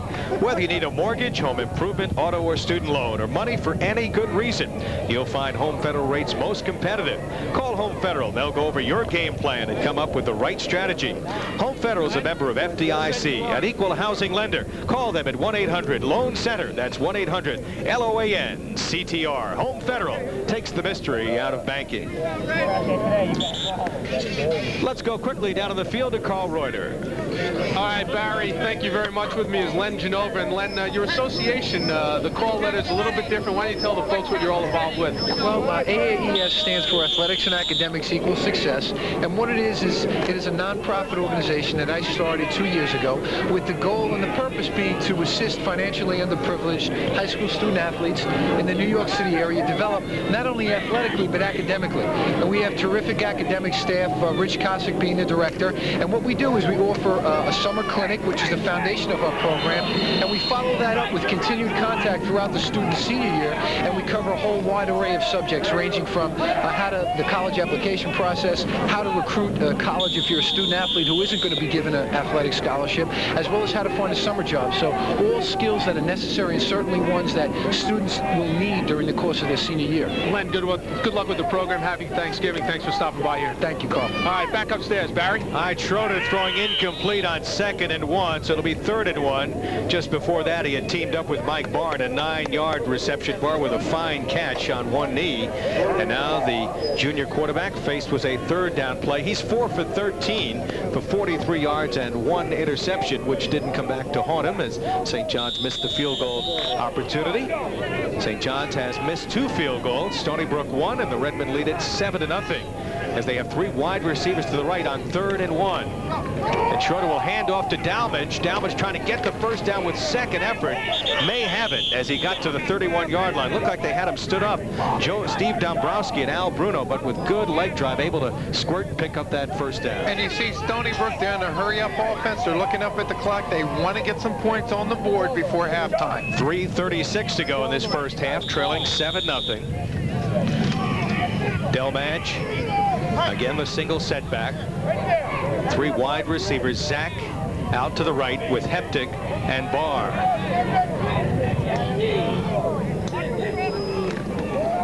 Schroeder looking looking that way. Pass batted down at the line of scrimmage. Ray Lambright and Steve Dombrowski were there, and it was Dombrowski who got his hand on the ball along with Lambright. And that's the first thing you tell your defensive line. If you can't get back to hit the quarterback, get your hands up right there. Dombrowski does an excellent job knocking the ball down. So the clock stops right here. St. John's with a 7-0 lead, trying to win number 100 for Bob Rick and finish this season with a record of 8-3.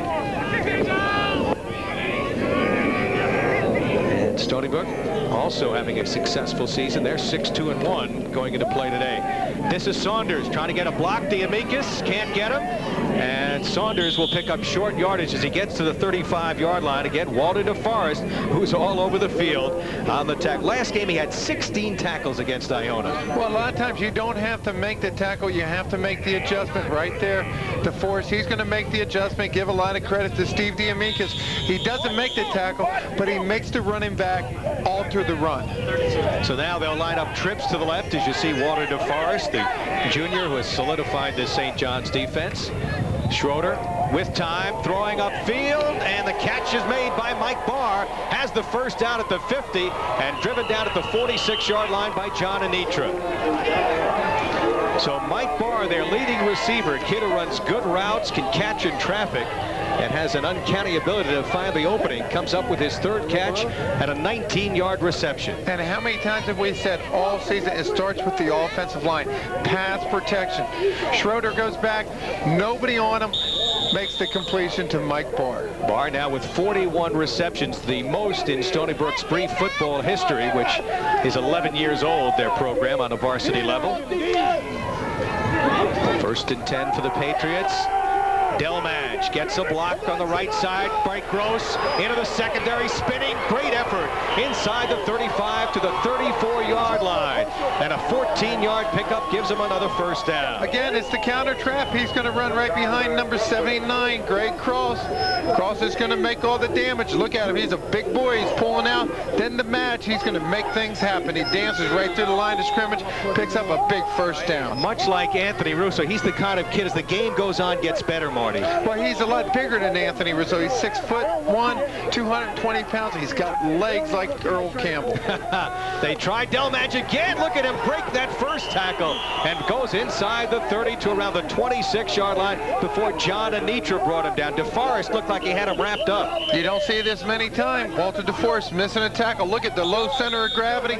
He's going to keep his legs moving. Picks up a big 6 yards. He's carried 13 times for 82 yards. We do have an injured player down on the field for Stony Brook. I'll tell you, Greg Gross has thrown some fine blocks for Delmadge today. He's the left tackle. And it's a very young team, Marty. We were talking about this with Sam Kornhauser early. This is a team that's perhaps a year ahead of time. Time out on the field. We'll be back. St. John's leads at 7-0 late in the first half. Just how far does $69 go these days?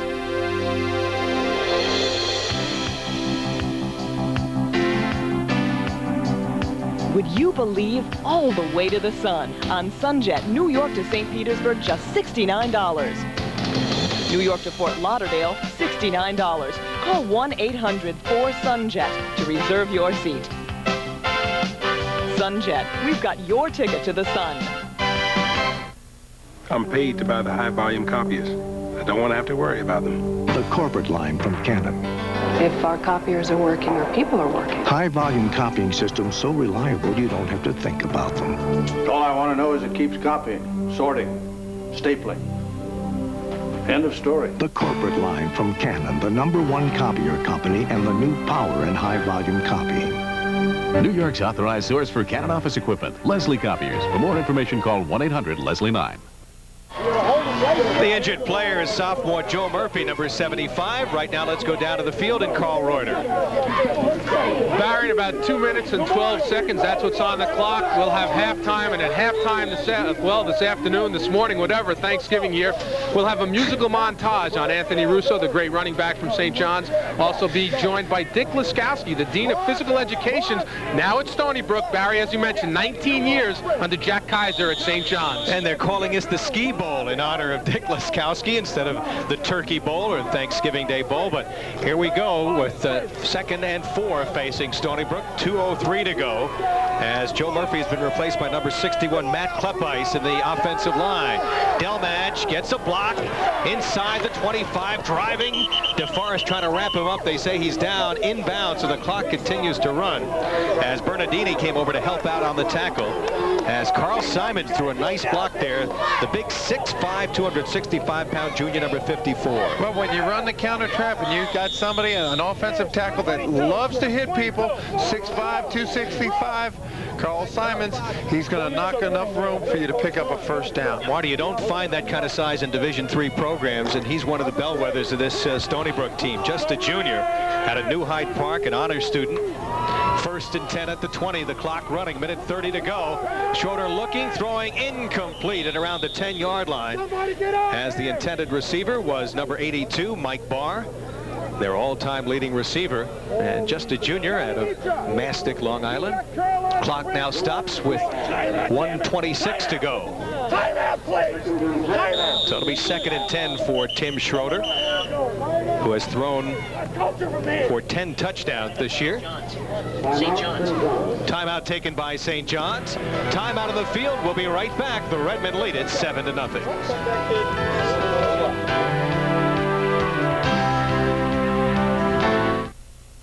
Start a Chase Better Banking relationship and you could get a 9.4% no-fee credit card, a 4.95% home equity line with no closing costs, fee-waived checking with interest, $50 just for signing up. Chase Better Banking.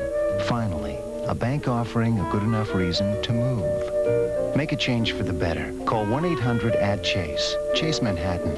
Profit from the experience. Barry Landers, Marty Lyons, Carl Reuter, and hope you're having a pleasant Thanksgiving morning as we're here at Redmen Field. They're here enjoying the action, bundled up.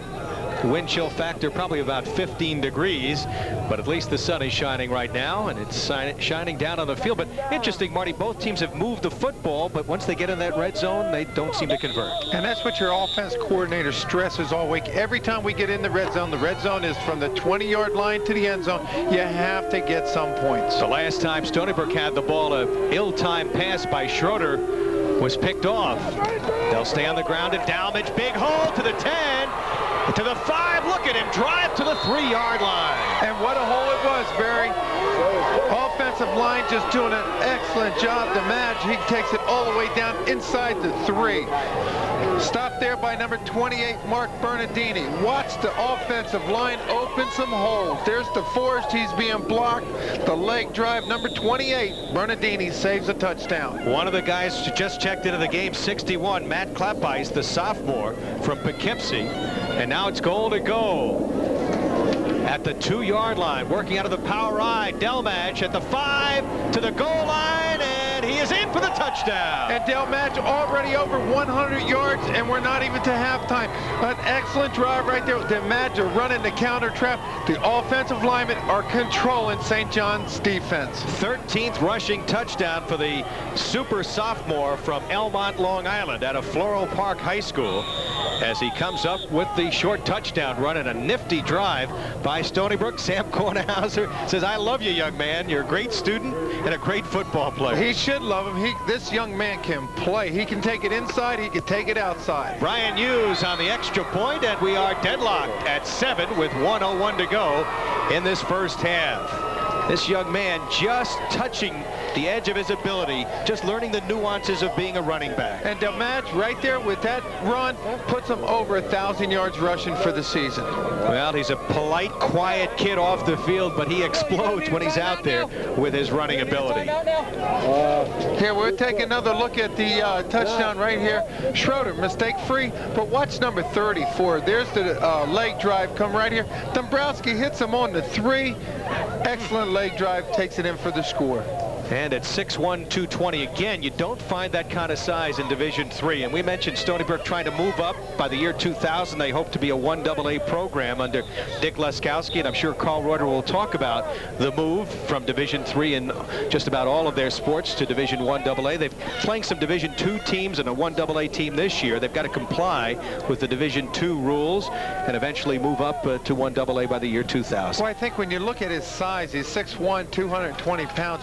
You don't find somebody with the size and the ability and the speed maybe in Division III. You can have a guy with that size, but if he doesn't have the speed to complement it, he's not going to go out there and be a successful runner. Well, as we mentioned earlier, Sam Kornhauser feels he hasn't really come close to reaching his potential. He's only a sophomore and became a starter 5 games into the season last year, was their leading rusher as a freshman. And as Marty pointed out, now well over 1,000 yards. Look at that set as they'll kick off here. And back to receive the kick. Iadivio on the near side, and also Hatwood. This will be Iadivio at the 12-yard line. Have not mentioned his name much today. Across the 25 to the 27-yard line, where it'll be 1st and 10, 55 seconds to go for Sean Sharkey. As Stony Brook marched 12 plays, 80 yards. Delmadge capping the drive off with a 3-yard run. That drive took a little over 3 minutes, and Delmadge was outstanding during the course of that drive. Well, the offensive line was outstanding. If the offensive line continues to open holes like that, Stony Brook, they're going to wear down St. John's defense. Well, Sharkey 3 for 6 for just 33 yards. All the receptions to John O'Leary. So Iadivio, their leading receiver, has not caught a pass today.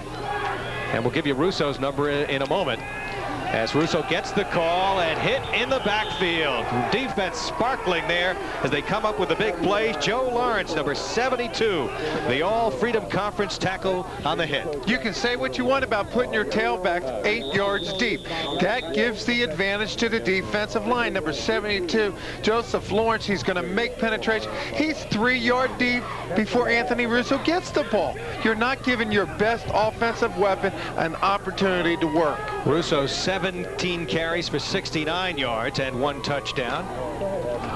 He'll get the call, turning it outside, trying to string it out. Good defensive play as they strung the play out. Richard McConaughey stringing it out. However, there is a flag at the end of the play, Marty.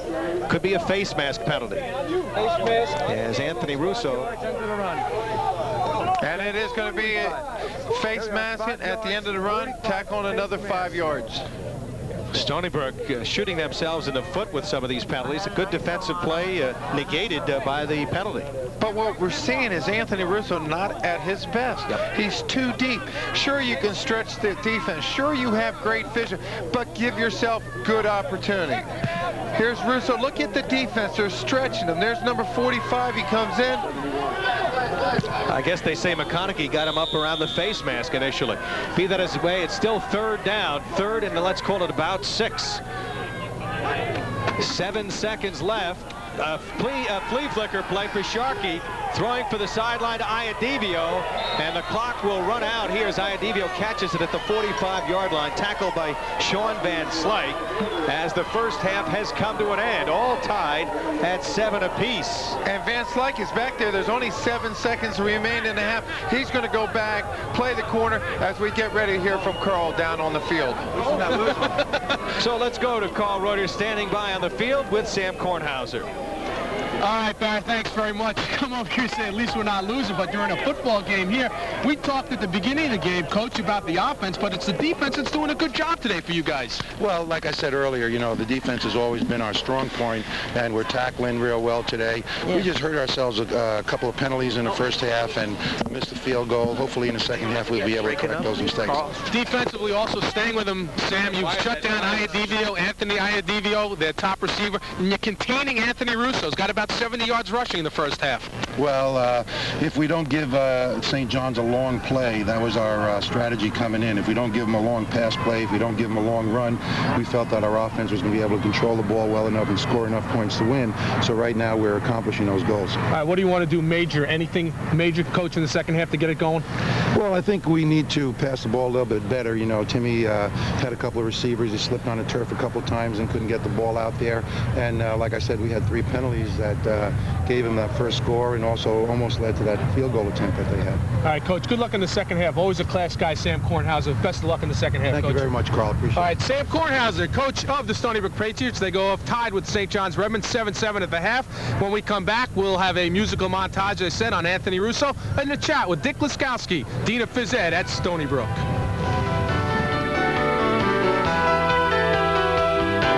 Welcome to Marist, one of New York's leading liberal arts colleges. Located in Poughkeepsie on the Hudson River, the campus is midway between New York City and Albany. The college offers 24 majors and 10 pre-professional programs and provides many career-focused programs enhanced by internship opportunities for all majors. The college supports over 20 intercollegiate sports teams and more than 60 clubs and organizations. Over 80% of the student body takes part in intramural and club sports. Major renovation and expansion has greatly increased the quality of student life. Students enjoy exceptional access to advanced computer technology. A fiber optic network connects every student room to the library, faculty offices, and every other part of the campus. For more information about Marist, call the college at 914-575-3000. The average Grand Prix lasts but a few hours, unless it's a Grand Prix started with a genuine Delco Freedom battery. Delco's rated tops for taking the pole position in starting power and excelling in reserve capacity. Helps keep your engine in the race for a longer, more reliable life. AC Delco. It's like buying time. Now through December 4th, get started with up to $14 cash back on Delco Freedom batteries. Meet Premier Car Rental, the new service leader in the industry. Premier Car Rental is ready to serve you at 7:30 a.m. while most of our competitors are still sleeping. We offer compact to full-size cars and minivans and unlimited free mileage. Others boast they deliver your car. We deliver and pick up too. Free. Rent 93 and 94 models for as low as $21.99 per day. Call Premier Car Rental with 15 offices throughout Long Island and New Jersey. Premier service is no accident. Nobody Beats the Whiz gives you a Thanksgiving sale you won't want to miss. Inside our 52-page holiday catalog, you'll find Whiz Bucks, money-saving coupons worth over $1,318. Save on TVs, VCRs, camcorders, cameras, audio components, compact discs, cassettes, and more. This is our gift to you during the most exciting shopping week of the year. But there's no time to waste. Whiz Bucks expire 11 p.m. Saturday, November 27th. Nobody beats the Whiz. Happy Thanksgiving from Redmen Field campus of St. John's University, Jamaica, New York. Halftime, Stony Brook 7 and the St. John's Redmen 7. Now, all season long, if you followed St. John's football here on Sports Channel, you've heard us talk about and you've been able to watch the running exploits of number 21, Anthony Russo. Anthony Russo is the greatest runner in Division III history. He broke all the rushing records. Anthony Russo is also ranked 3rd in the nation in the history of running backs on all levels. That's to say a lot about Anthony Russo, number 21. To pay tribute to number 21, here is a musical montage.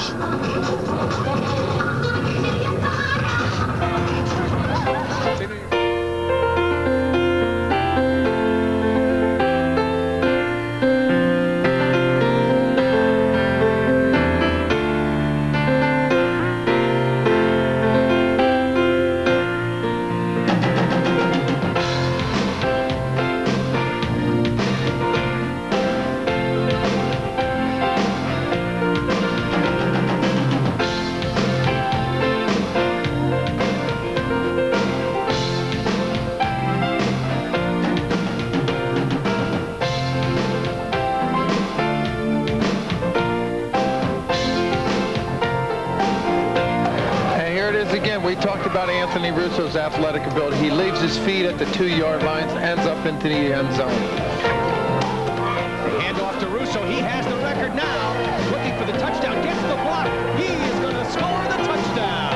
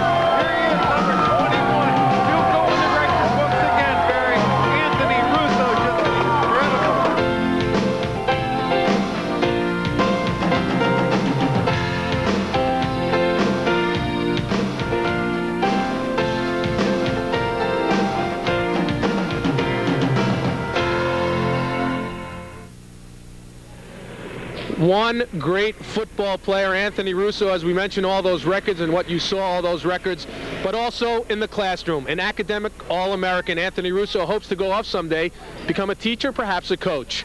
Now, joined by a guy who's having a good time here because for 19 years, Dick Laskowski was here under the guidance, I guess, of Jack Kaiser in the athletic department, Dick, and now the Dean of Phys Ed over at Stony Brook trying to bring a program up to the Division I AA level. First of all, any friendly wager on the game here today with your old friend Jack Kaiser? Of course. Kaiser and I have a bottle of wine waged on this game since we can't put anything else on it, and we were very happy to score at the end of the half there and keep it even. I'm sure it was a tough decision here to go to Stony. I mean, you're happy, very happy at Stony Brook. Tough decision to leave the friends here at St. John's. Absolutely, absolutely. Having been here, as you said, for 19 years and helping to develop the program to where it was at St. John's, it was very difficult to leave and to go to a school where it's a new baby. It's the opportunity, though, to move from a Division III to a Division I level, and I think everybody would like that opportunity if they had that chance to do in life, and I couldn't turn it down. And I know it's not easy. Here's a guy that seriously is putting in 14, 15 hours a day in the office trying to get this program to, I guess, where St. John's is at this 1 AA level of football, and, of course, what they've done with basketball and the rest of the sports. Absolutely, and what we have going for us that many people don't know, and that's why this game is so important, and I want to thank Sports Channel for allowing these schools, Stony Brook and St. John's and Hofstra, to televise these games. Stony Brook is a relatively unknown school to many people, and yet it's the #1 rated research public institution, public university in the Northeast, but nobody knows who we are. So we have this opportunity here to play, and this is what's going to help us to get to Division I. The fact that we could have this exposure on Sports Channel America is going to do wonders for us, and our alumni all over the country are going to see this, and everybody's been talking about it. Dick, when you got into the office, you got the job, what was the first thing you sat down behind the desk, you say, all right, where do I start? Where did you start? What we had to do is, since the New York State cannot fund athletic scholarships, we had to make a decision on how to raise the money to fund them. And what I did is I went out and I hired the best person I could find, who was a young man up at UConn, named Greg Economo, who played basketball up there. And we sat down and we said, well, we have to raise $5 million. How do we do it? And that's what we've been doing. We've been spending most of our time trying to locate the alumni, the people that are interested in moving this program to Division I, and soliciting their funds. If there was any one thing that you learned under Jack Kaiser that you will bring with you to Stony Brook, what would that be?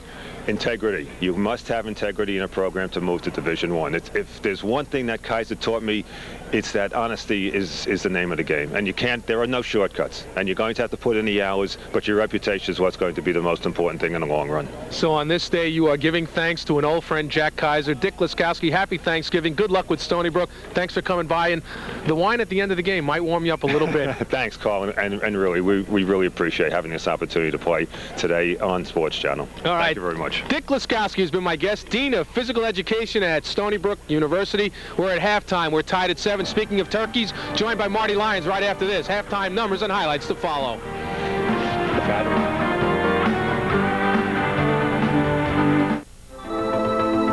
They come here from 60 countries around the world. They come here from 35 states. They come from around the corner. To challenge their intellect, to stretch their imaginations, press their abilities, to equip themselves for life.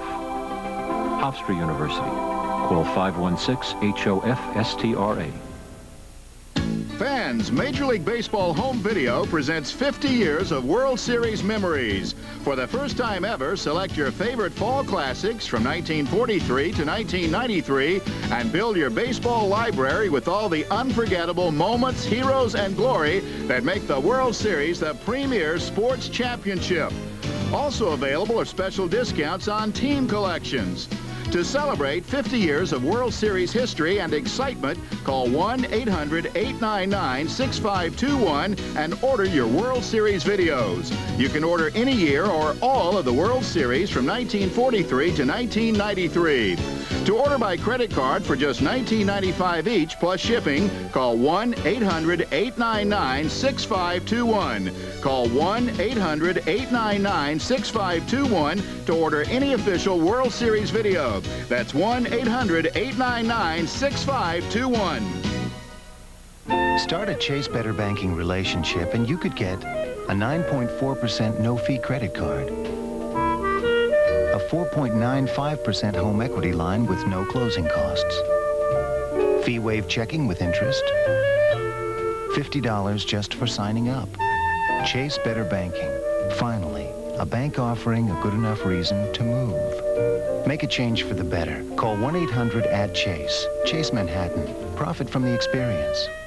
I'm paid to buy the high-volume copiers. I don't want to have to worry about them. The corporate line from Canon.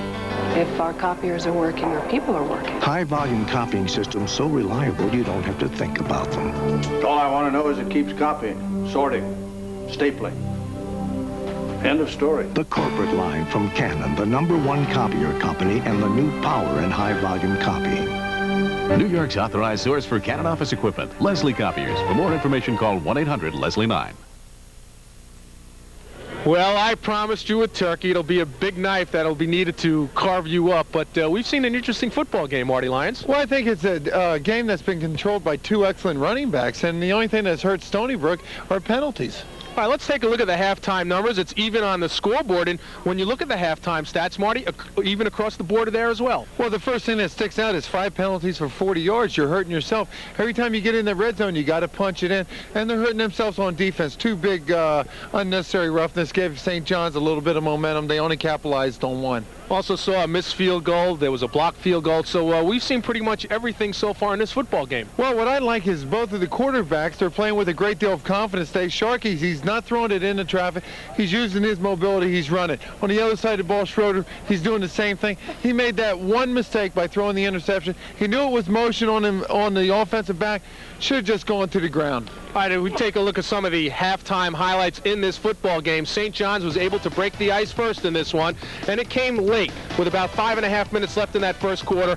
Anthony Russo. Well, this is the difference between being good and great. Watch the leg drive. He gets hit on the 3, takes them all the way in for the score. I made it the score 7-0 after the extra point. A couple of missed field goals as we talked about. Stony Brook gets right back into it with only 1 minute, 1 second left in this first half. And boy, Chris Dalmage taking it in. Well, Chris Dalmage right here, he had a great first half. Carried the ball 16 times for 109 yards and really outrushed, outperformed Anthony Russo. You really like his leg drive. You said it reminded you of Earl Campbell. I believe he wears the same number 34. Well, I tell you, it's that lower body strength and the holes that the offensive linemen are open. That complements one another. Look for him to come out and dominate the second half. You think the teams, Marty, stay with that strategy that they came into this game starting the second half? Well, I don't think you need to make any adjustments. You just have to go in there. You look up, it's 7-7. You have to tell, if you're Stony Brook, let's not hurt ourselves. Let's not make the penalties. If you're St. John's, you say, hey, let's go out there. Defensively, we've got to close some of these holes. Now, I've got to ask you a question. 12 years in the National Football League, 3 years here with us to Sports Channel, having fun in the broadcast booth. But a lot of football openings all of a sudden around here, one in particular not too far, Fordham.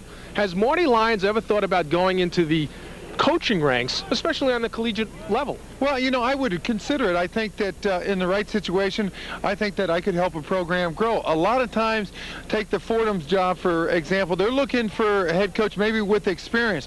I think a lot of times that if you have a head coach that comes in with a great deal of leadership that can delegate responsibility and can pick his staff, then you can win. You don't always need that experience. You need somebody that's going to come in there with a lot of energy and that can build the program. So even though Election Day was about 3.5 weeks ago, we say right here on Thanksgiving Day, vote Lions for Fordham. Do you agree? Thank you, Carl. And I appreciate that vote.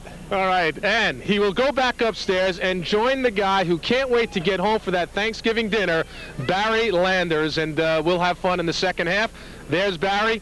And they'll be driving down the LIE in just a while for that Thanksgiving turkey.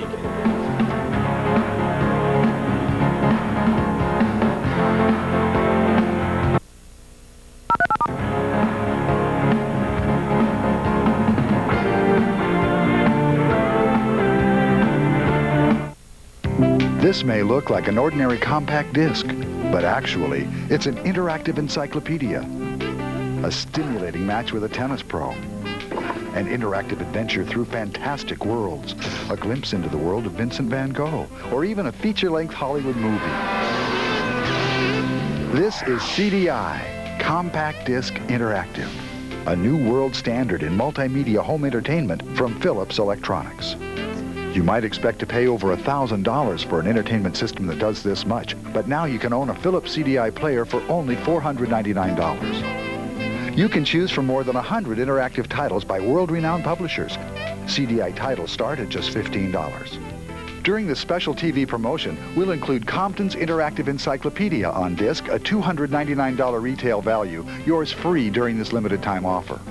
Call the number on your screen now for a free brochure and for the location of your nearest CDI retailer. Superior academic program taught by a world-renowned faculty to the working adult and returning student. Attend the evening studies program of the State University at Stony Brook. Complete the graduate or undergraduate degree you've always wanted with a convenient schedule of weekend and evening classes all year long. Receive the unsurpassed quality of a private education at an affordable public university cost. The University at Stony Brook. Learning raised to the highest power.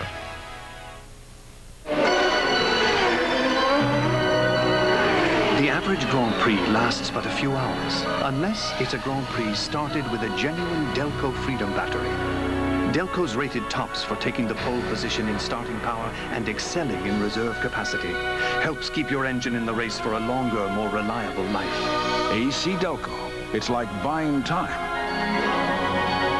Now through December 4th, get started with up to $14 cash back on Delco Freedom batteries. This weekend, the Islanders return to the Coliseum for two big games. Saturday, they clash with division rivals, the Rangers. Sunday, the Isles collide with the visiting Red Wings. Islanders hockey, Saturday and Sunday at 1, right here on Sports Channel. In the oldest football league in North America, 8 teams vie for the right to hold the Grey Cup. It's the Canadian Football League. It's the 81st Grey Cup Championship. Live Sunday night at 6 on Sports Channel America. We're back at Redmen Field on the campus of St. John's University. This is your favorite turkey, Barry Landers, along with Marty Lyons and Carl Reuter. We're tied at halftime at 7-7 as the two teams have exchanged short touchdown runs by outstanding receivers. First, Anthony Russo for St. John's. He went over on a 3-yard run. Russo, 18 carries, 72 yards, and 1 touchdown. And then it was up to Chris Delmadge to score as he went in from 3 yards out, and he completed a fine first half, 16 carries for 109 yards and 1 touchdown. So we're tied at 7 apiece. As you see, the St. John's Redmen, a couple of their seniors, Sean Sharkey and Ray Lambright, also in the picture there. He'll be back for another year. So we get set for second half action. Marty Lyons, as you and Carl Reuter pointed out, both teams having opportunities. They moved the football. We had only 1 punt in the first half.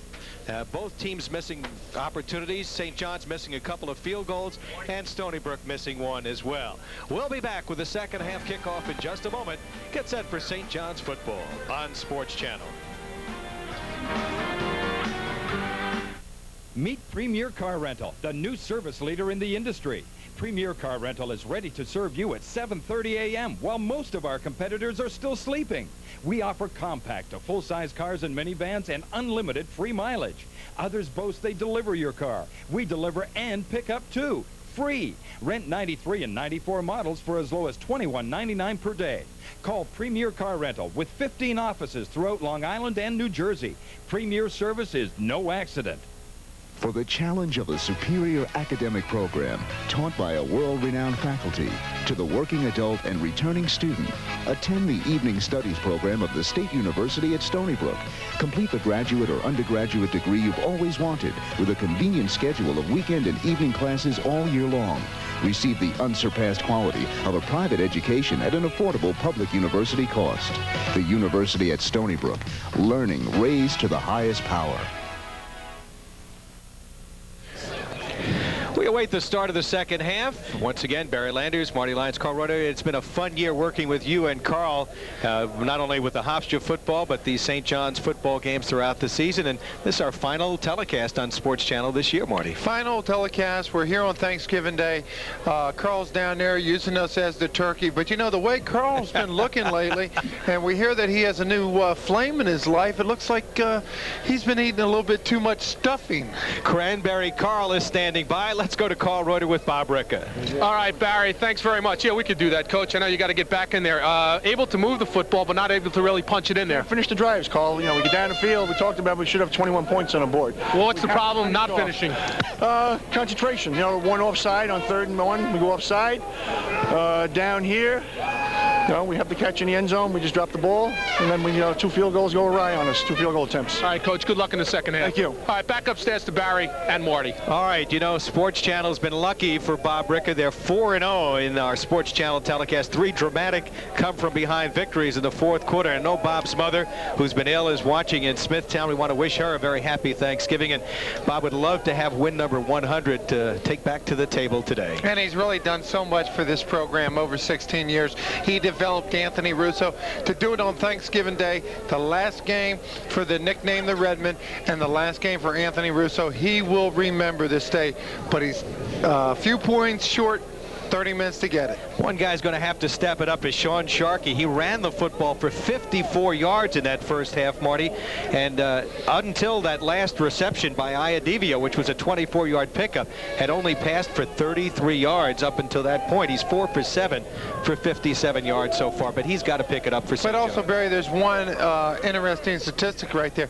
No interception, no fumbles, no mistakes. Well, interestingly enough, as we pointed out, St. John's has not turned the ball over that much this year. That has not been a problem. They were a plus 18 as far as turnovers were concerned. As we get set for the second half, Stony Brook will be kicking off and kicking with the wind right now.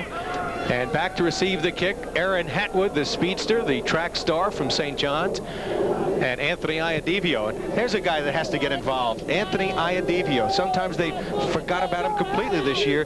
Had 14 catches for 193 yards against Iona. He's their go-to guy right now. And he is yet to have a reception all afternoon. This guy led the team in reception a year ago. You have to get this guy involved in the ball game. All right, this kick will be taken by Hatwood at the 15-yard line.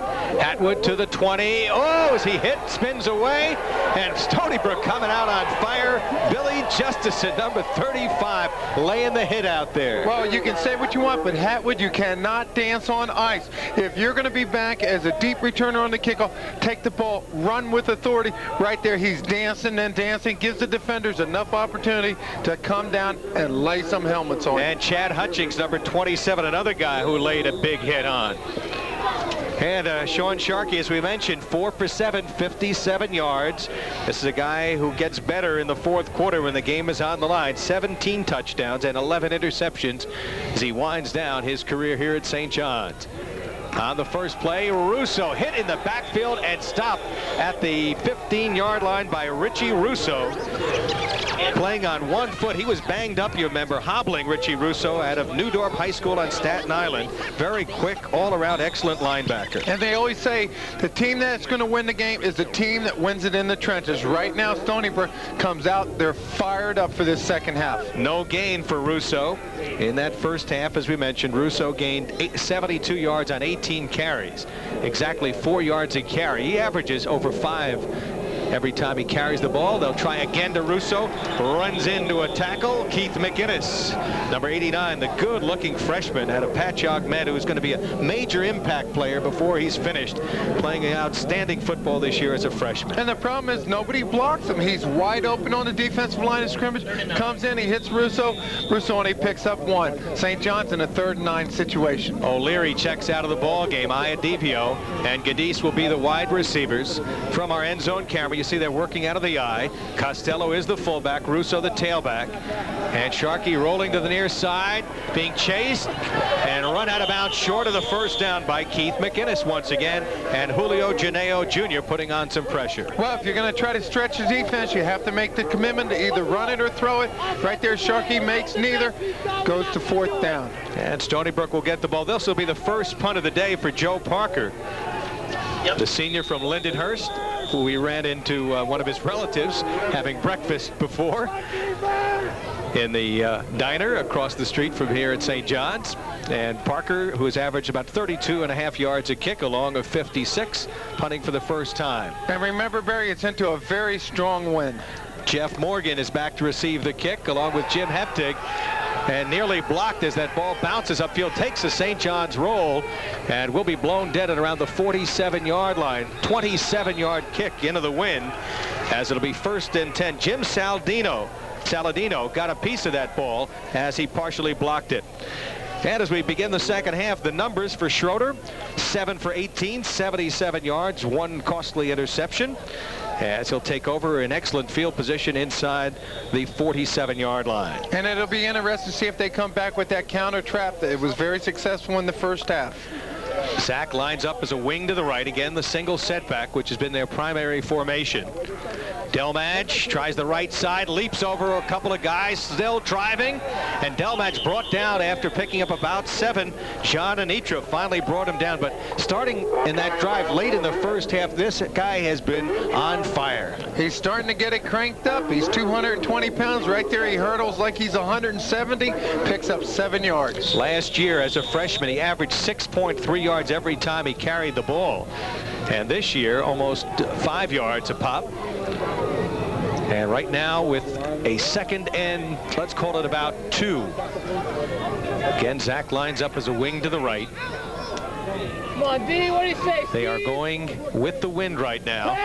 And Schroeder's ball tipped at the line of scrimmage, intercepted by D'Amicis at the 40-yard line. Ray Lambright tipping the pass, the 2nd interception thrown, and St. John's with a big defensive play, something they've done all year, forcing turnovers, and they come up with their 2nd interception. Lambright's not going to get any penetration, but watch the vertical jump. He's going to get up, he's going to hit Schroeder's ball, and number 17, D'Amicis, he's been around the ball all day, comes up with a big interception. For D'Amicis, his 3rd interception of the year, and for the Redmen, their 19th interception in 11 games.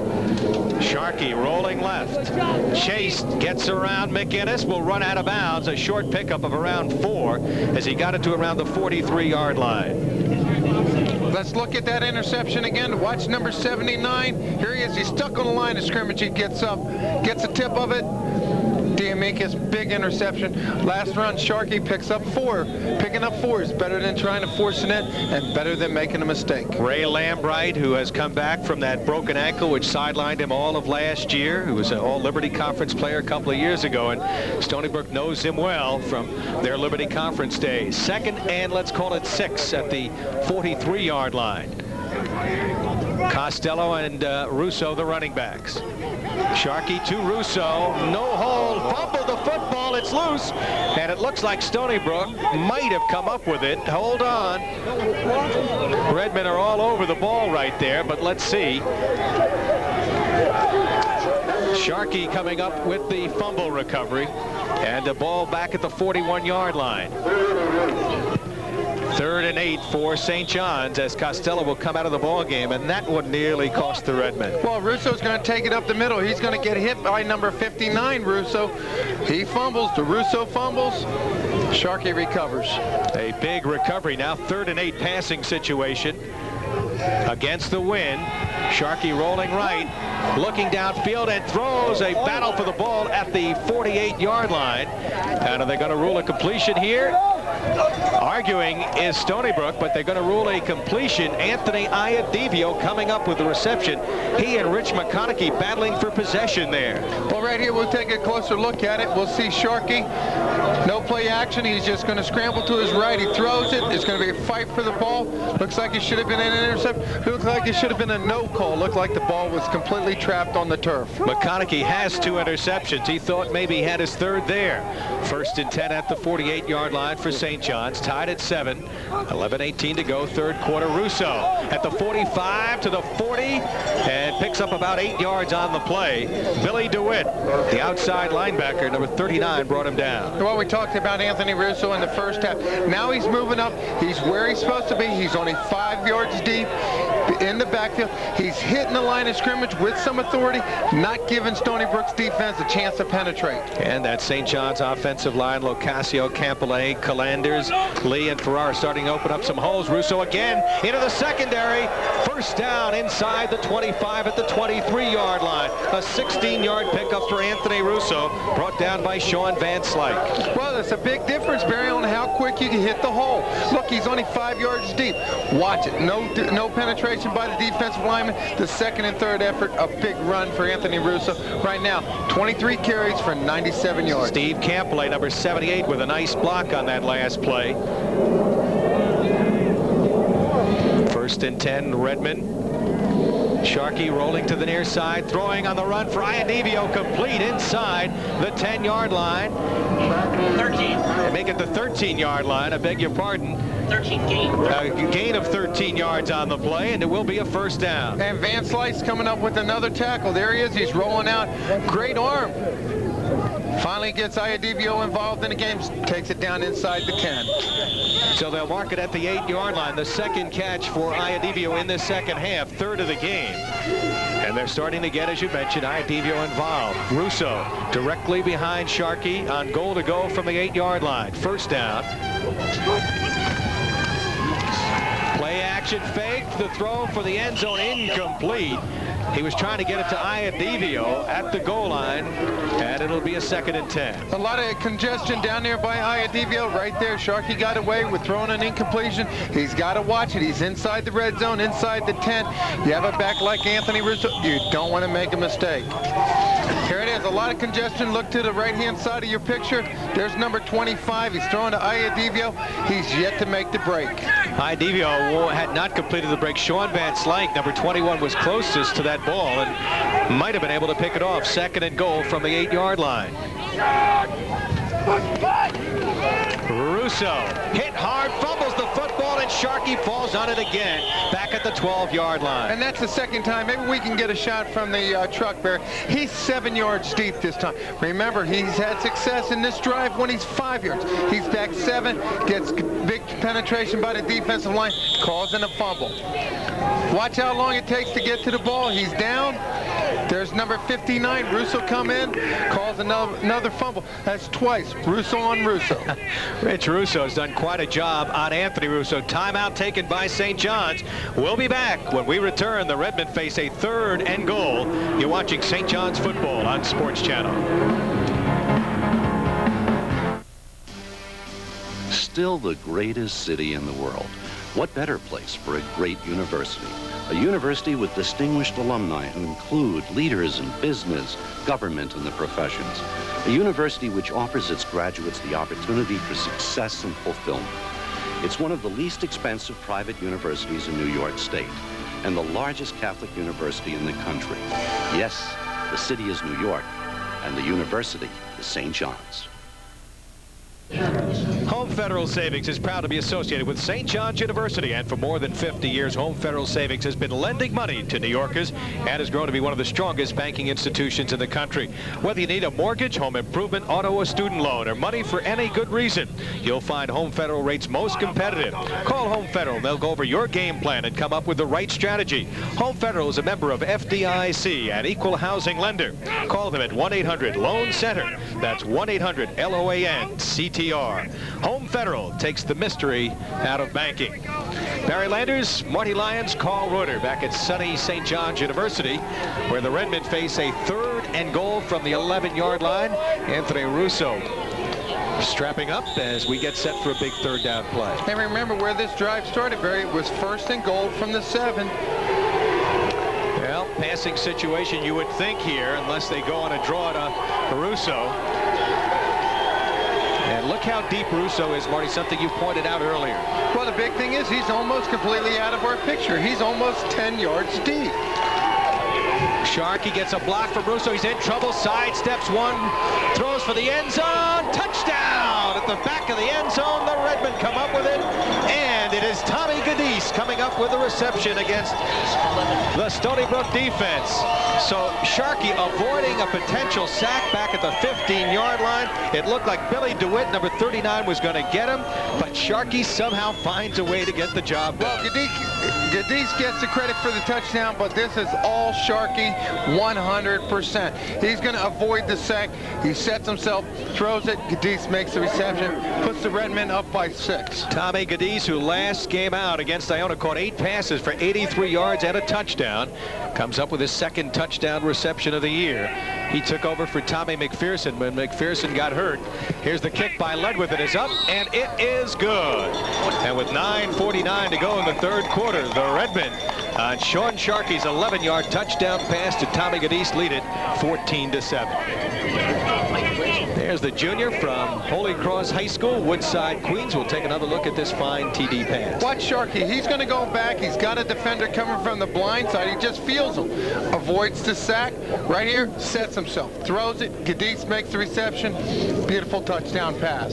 James Saladino, number 19, reached up. Looked like he might be able to pick that off, but it was Billy DeWitt that he got away from. Number 39 from the backside. And this is what Sean Sharkey saw the whole time. But watch this. He sets himself. Throws it. He's got two receivers back there. Gadis O'Leary goes up, concentrates, make sure 1 foot's inbound. Boy, Saladino, who's only 5'9", wishes he was about 3 inches taller, Marty. Or he had jumped late. So Tommy Gadis filling in for the injured Tommy McPherson. McPherson, a free spirit, suffered ligament damage in his knee. When he went out, he was the leading receiver for the St. John's Redmen with 33 catches, 563 yards, and 9 touchdowns. But Gadis getting a chance to play. He's done a good job filling And there's in. a great shot of him on the sidelines. We haven't heard much, but when he's needed, right there, he comes up with the big score. All right, this kick bouncing down at around the 21-yard line. Morgan, the speedster, the freshman, up the sideline, still going, and crosses midfield to the 48-yard line. Parker on the tackle, but not before he picked up huge yardage on the return, and Stony Brook will start with excellent field position. And the one thing Morgan did there, he caught the ball on the run, and he takes it everywhere, north and south. 9 plays, 61 yards, little over 3 minutes, set up by the D'Amicis interception. And Tommy Gadis on the receiving end of 11-yard Sean Sharkey touchdown pass. His 18th touchdown pass in his career, this season rather. And for his career, number 48 for Sean Sharkey. So he's thrown a lot of TD passes in his career here at St. John's. Schroeder on the play action fake rolling. He's in trouble. Will throw to Fisher. Incomplete. Fisher had D'Amicis all over him. And the incompletion, John Anitra putting pressure on Schroeder. And Anitra, he doesn't go for the fake. He's going to play the bootleg. He comes in, hits Schroeder right as he gets ready to throw the ball. Stony Brook, 2nd and 10. Here it is. Watch number 34. He'll be coming into your picture. He's going to get a shot on Schroeder right there. That's what you want your defensive linebackers to do.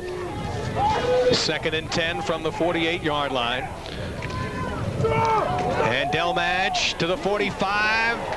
Flowers his way close to the first down. May have it as he picked up around 10 on the play. Kurt Ditzler, number 42 on the stop. And what they say, if it works, keep going to it. They run that counter trap. There's the match. He's going to take it inside rather than outside. Very close to a first down. Delmadge, who was number 4 in the Freedom Conference in rushing, was a second-team All-Star along with linebacker James Leach and defensive tackle Joe Lawrence. First-team All-Stars included quarterback Tim Schroeder, tight end Jonathan Fisher, offensive tackle Carl Simons, and center Brett Spinio. And we're 3rd and short. Look for the Delmadge. He'll get it again. Now St. John's has been unable to stop him, and he has gotten better as the game has worn on.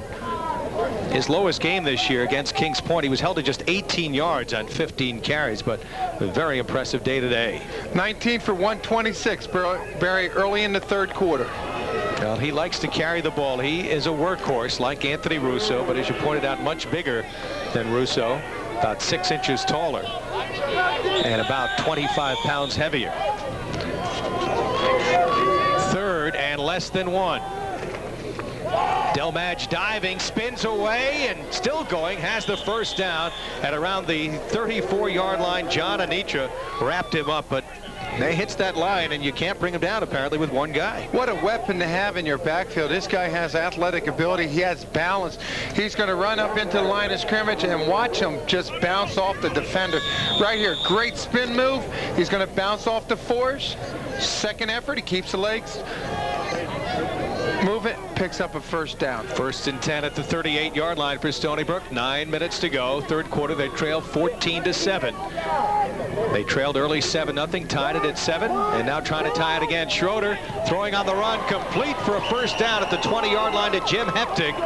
Heptig with a fine reception. Walter DeForest on the tackle. Well, Heptig's wide open, but when you have a quarterback that has the mobility to roll out to his left, roll out to his right, and throw on the run, these things will happen. You have to minimize them if you're the defense, but you have to find some way to get pressure on the quarterback. There's a look at Heptig out of West Hampton, who made the catch. But watch number 82, Barr. He's going to run it down. The defender falls. There's a very easy score. Instead, he just makes the completion. Talmadge off the left side.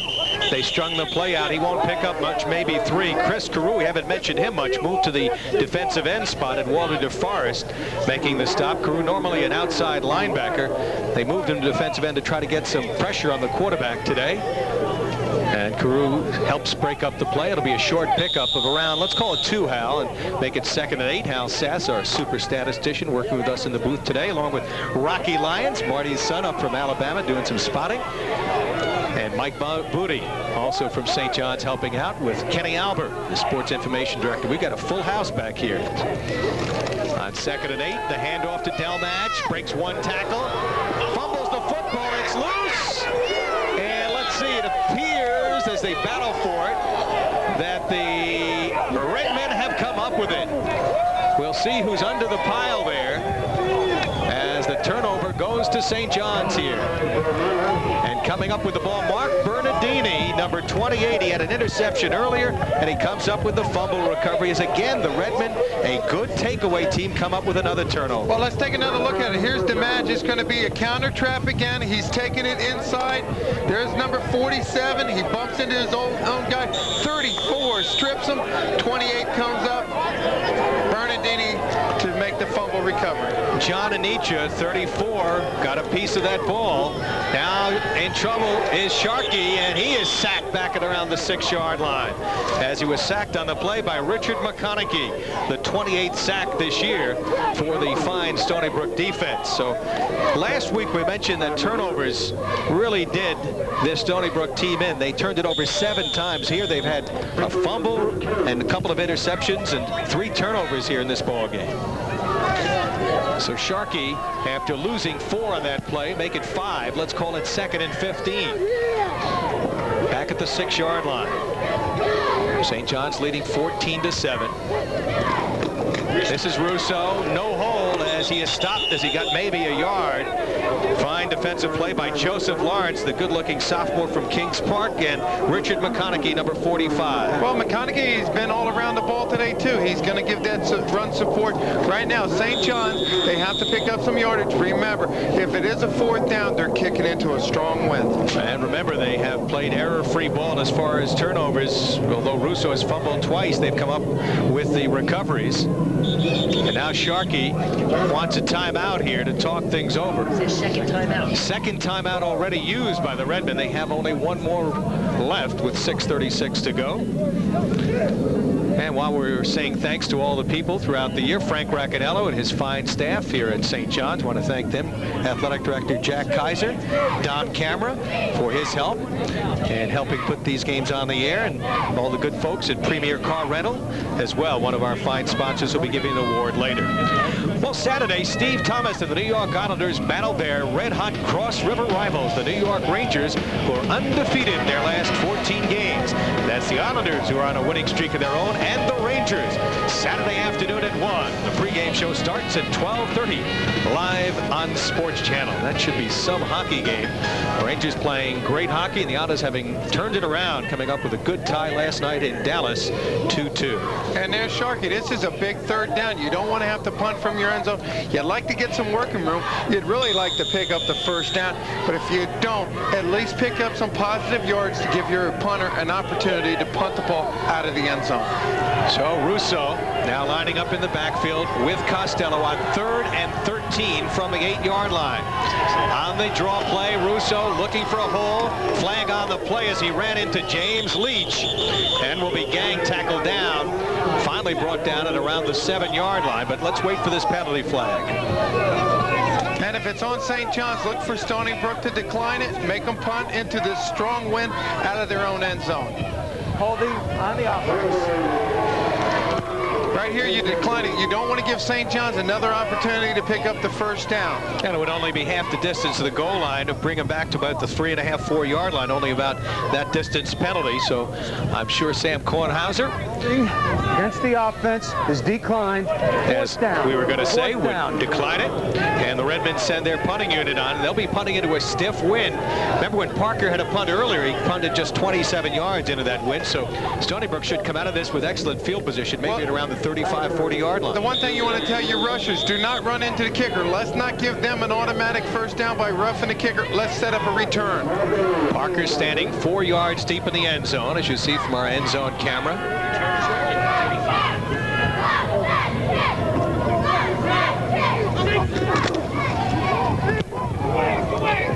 Line drive kick, and St. John's, you don't want to touch that ball if you're Stony Brook here. The ball will die at the 34-yard line. So a 24-yard kick, and the Patriots take over 1st and 10, trailing 14-7, and another opportunity to try to tie this ball. But almost a cardinal sin by number 25, Vincent Romano. He almost ran right into the ball, which would have been a fumble. Redmen could have recovered. We, of course, saw that happen last week up at the University of Maine when Hofstra beat Maine, wound up a very successful season for Joe Gardy. Right now, 1st and 10 at the 33-yard line. Of course, Stony Brook with the win wants to score here and tie this ball game right now with 6 minutes to go. The Redmen, of course, will have the wind in the 4th quarter. A fake to Delmadge, stepping away from Bruno, throwing wide open is Fisher at the 10. Fisher going to the end zone, touchdown, 33-yard touchdown to John Fisher, the super sophomore out of Garden City High School.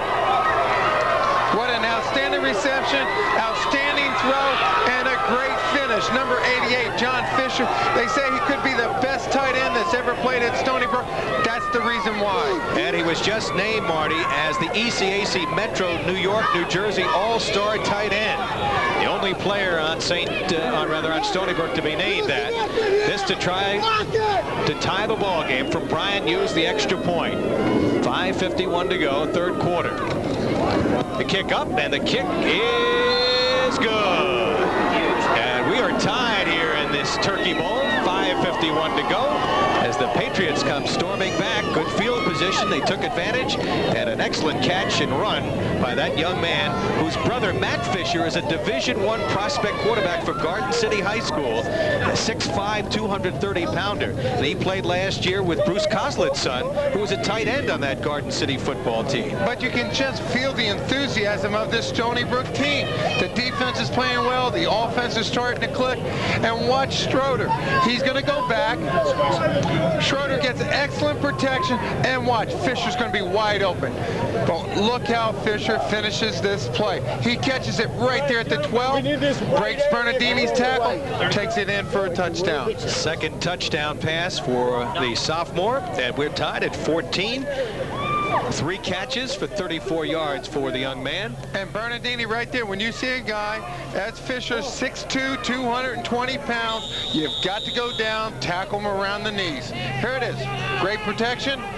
Great throw, and a superb finish. Well, he bounced off the shoulder of Bernardini like he was a fly. And here we go with the kickoff coming. It'll be Brian Hughes kicking off. Deep is the speedster Aaron Hatwood, who had trouble on a previous kick, and Anthony Iadivio standing back at around the 10-yard line. With the wind, Iadivio will take it at around the 8-yard line to the 20. He's got up some blockers. 30, spins away, 35, still on his feet, 40, and we'll be down at the 47-yard line. Now that you got Anthony Iadivio involved in the game, he takes it close to the 50. Now your offense, hey, have to come out. They have to feel good about themselves. Sean Sharkey's got to take control. Got to get Anthony Russo involved in the game. It's 14-14, middle of the 3rd quarter. Watch number 25, Anthony Iadivio. A lot of this is blocking, but a lot is on his own. Watch, he's going to bounce, keep his leg drive, he spins. Great vision, great balance, takes it very close to the 50-yard line. Chris Herb, one of the tacklers he got away from number 11 on that return. Iadivio, not a speedster, known as a possession receiver, with a fine return there of some 34 yards. Russo hit, falls forward inside midfield to the 49-yard line, hit by Ryan Casey, the quick end, who is replacing starter Matt Albino out of Sachem High School, who had a stress fracture in his foot. Well, didn't take long. One play, 34 yards set up by the poor kick, 9 seconds. And back to the action here, Sharkey on 2nd down and 6 from the 49-yard line. Throwing for the sideline, overthrows his intended receiver on the far side. He was looking that time for Billy Grubb, the freshman who's just checked into the ball game out of Seaford High School. 5'10", 165-pound receiver. And Grubb will check out of the ball game. St. John's going with a hurry-up offense, trying to catch Stony Brook out of position. Anthony Iadivio just comes back in the game.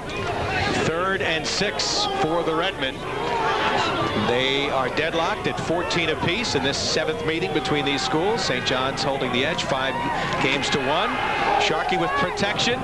Now scrambling. Dives forward. He was well covered by Joe Lawrence. Number 72 was putting the pressure on it. Forced him just to dive forward and make the pickup of around 2. And there was Ryan Casey to finish him off. Well, you win the game with strong defense. And right now, Stony Brook's defense is fired up. There's not one guy. There's not two guys making an attack. They have a swarming defense. Everybody's around the ball. Well, you don't go to Russo on that series, and kind of surprising. Morgan and Herb are back to receive the kick. 4:34 to go. Remember, St. John's tried a couple of fakes earlier. Not in this game, but in the past. They are kicking with the wind. Into the wind, I beg your pardon. So they're not very deep on this kick. This one will sail over the head of Herb. St. John's has men down there to cover. And the ball will die at around the 15, 16-yard line, where it'll be a 31-yard kick, no return. However, there is a flag on the play. Well, one thing right there, Herb, he doesn't make the same mistake twice. He's not going to go down and field the ball. It's over his head. Peter it, get away from it. Well, maybe a penalty against the Redmen. They're talking it over right now. Both teams have exchanged units here. Could be a late hit, perhaps, on the Redmen.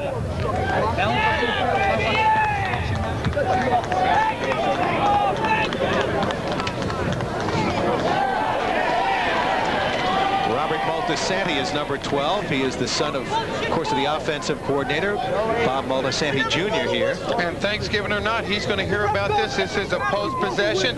There it is. It should have been 91 clipping. You gotta blow the whistle! But it's always the second guy that gets called. There it is. Put that flag up here to blow the whistle. Bob Ricca, you hear him on the sideline upset with the call. And let's see, it looks like they will move the football here. See the units coming back on and off the field. And it appears that Stony Brook will have their offensive unit coming onto the field here. Bob Ricca wants an explanation here from a referee, Alan Del Vento. I think what Bob Ricca was saying, that it should have been a post possession. Dead ball foul. Dead ball foul. Tack on the yards rather than making St. John's punt again into a strong win. Well, that's exactly what will happen for the Redmen. So instead of a good kick of 31 yards, no return. Personal foul against the offense. We're going to re-kick after a 15-yard penalty. 4th down. 4th down. Boy, that one hurts St. John's. That one hurts because now you can put extra pressure. You can, you can put the pressure by your defensive front. Go in there, try to block it this time. And they will have 9 men up at the line of scrimmage here. Herb and Morgan, 2 freshman speedsters, back to receive the kick at the 40-yard line. And Parker again kicking into a strong wind. You see him standing back from our end zone camera at the 20-yard line.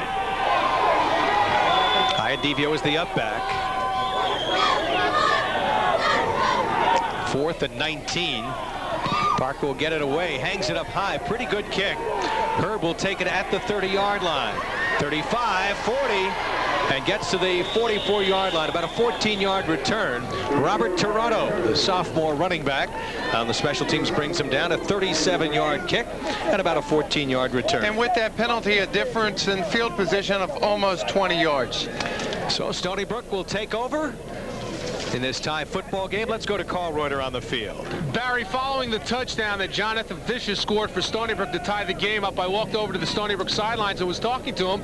I said, how's brother Matt doing? He said, well, you know, he's that quarterback over at Garden City. I said, I know all about Matt Fisher. I said, I know who your brother is. I said, what was it like growing up? He said, well, he always threw the football to me. You know, he's the skilled athlete in the family. I was the big, burly, strong guy, so they made me the tight end. All right, Carl Reuter. At 1st and 10, they go off the right side of the line. Steve Dombrowski with the stop of Chris Delmadge, but Delmadge picks up about 4 yards on the play, setting up a second down. Well, when you have a running back that's dominating the game like Delmadge right now, you don't have to pass the ball. You can keep a balanced attack. Schroeder can loosen them up every now and then, but ball control. Teams that win consistently, they rush the ball consistently. Delmadge, 21 carries, 137 yards, and 1 touchdown. Stony Brook trying to take the lead for the first time. We're tied at 14, 3:20 to go, third quarter. Evenly matched football game.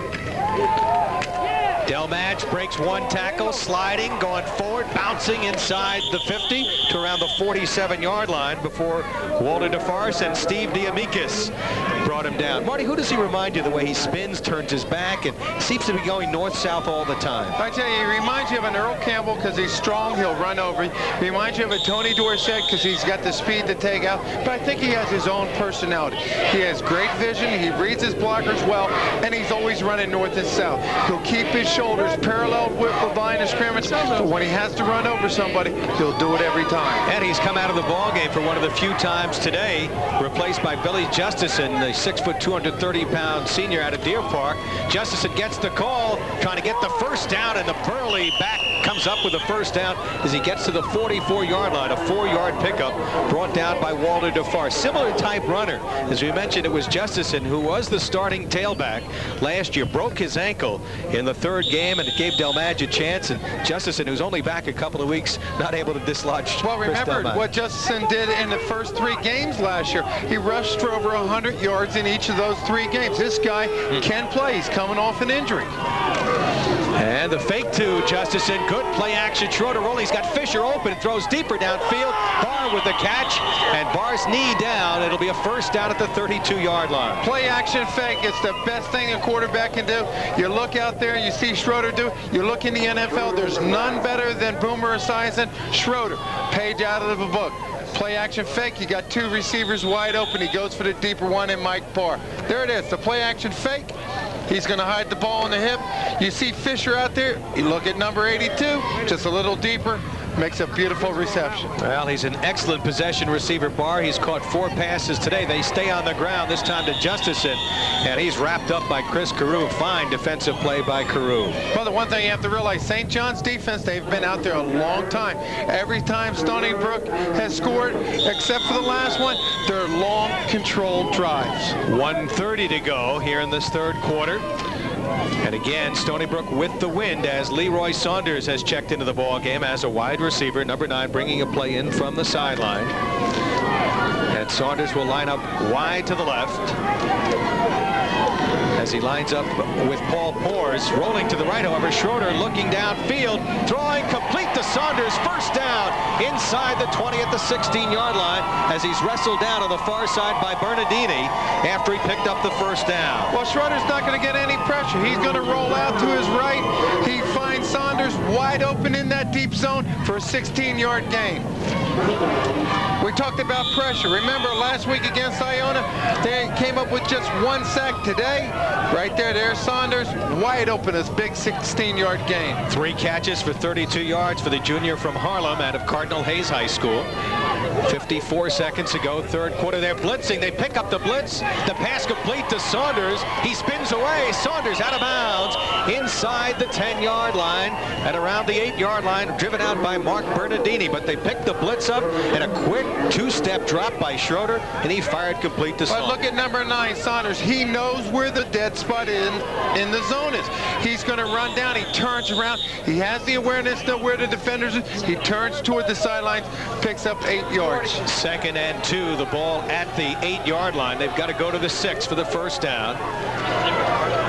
Barr and Heptig line up wide to the left at the bottom of your screen. Zach as a receiver to the right, fumbling Schroeder, the ball loose, and St. John's has come up with the 4th turnover of this ball game. As as again what happened last week or 2 weeks ago happening to Stony Brook. They turn it over for the fourth time. Al Bruno, number 67, the senior at Xavier High School in Brooklyn, coming up with the fumble recovery. And right there, that's the second mistake Schroeder has made. Earlier in the game, one interception. Right here, he pulls out of the center too early. Never gets control of the ball. 67, all he has to do, Al Bruno, just come down the line of scrimmage, fall on it. Big turnover. Right place at the right time, and the Redmen now, with 41 seconds to go, have it 1st and 10 at the 10-yard line. They will have the wind at their back when we play the fourth quarter. Russo, no hold as he bounced right into a tackler and is brought down for possibly no gain on the play. There's Al Bruno, who's put weight on the last couple of years, not the player he was a couple of years ago. Julio Geneo Jr. stopping Russo after he picked up about 2 yards on the play. Well, Al Bruno always has a way of being around the ball. Right there, he probably comes up with the biggest play. Stony Brook, they're taking control of the game. They drive down. Al Bruno comes up with the fumble recovery. Could be the biggest play of the afternoon. Well, he contains the run very well, Bruno. Reads plays well. The clock stopping with 5 seconds. You see it now, clock ticking down. And that's the end of the third quarter.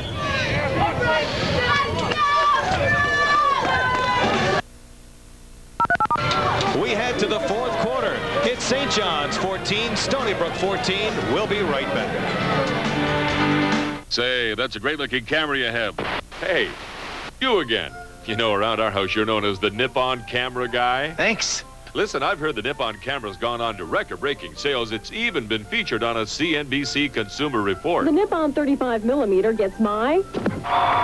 okay. So, let me guess. With the holiday season fast approaching, you're recommending the Nippon camera as a great Christmas gift, right? You bet. Call now for guaranteed Christmas delivery on this value-priced camera. But that's not all. Call right now and you'll get 100 rolls of free Kodak film with purchase processing, the Nippon 35mm focus-free camera, and 100 rolls of free Kodak film with purchase processing. Incredibly priced at $19.95, and it makes the perfect Christmas gift. You know, you're almost as recognizable as that other guy at Christmas. Order your Nippon camera now. Call 1-800-641-0022. That's 1-800-641-0022. Weekend, the Nets are off and running. Friday, they bump and grind with Karl Malone and the Utah Jazz. Saturday, Sir Kenny revs up the Nets offense against the Denver Nuggets. Nets basketball this weekend, live and exclusive on Sports Channel. Presenting great moments on Sports Channel. Last season, Ray Ferraro sparked the Isles' incredible playoff run, delivering 13 goals and 7 assists. Number 20 scored overtime winners twice against Washington. Stay tuned for more great moments on Sports Channel. The fourth quarter for the seniors here at St. John's. They hope to go out winners, including Anthony Russo. Right now, St. John's taking over after the fourth turnover by Stony Brook.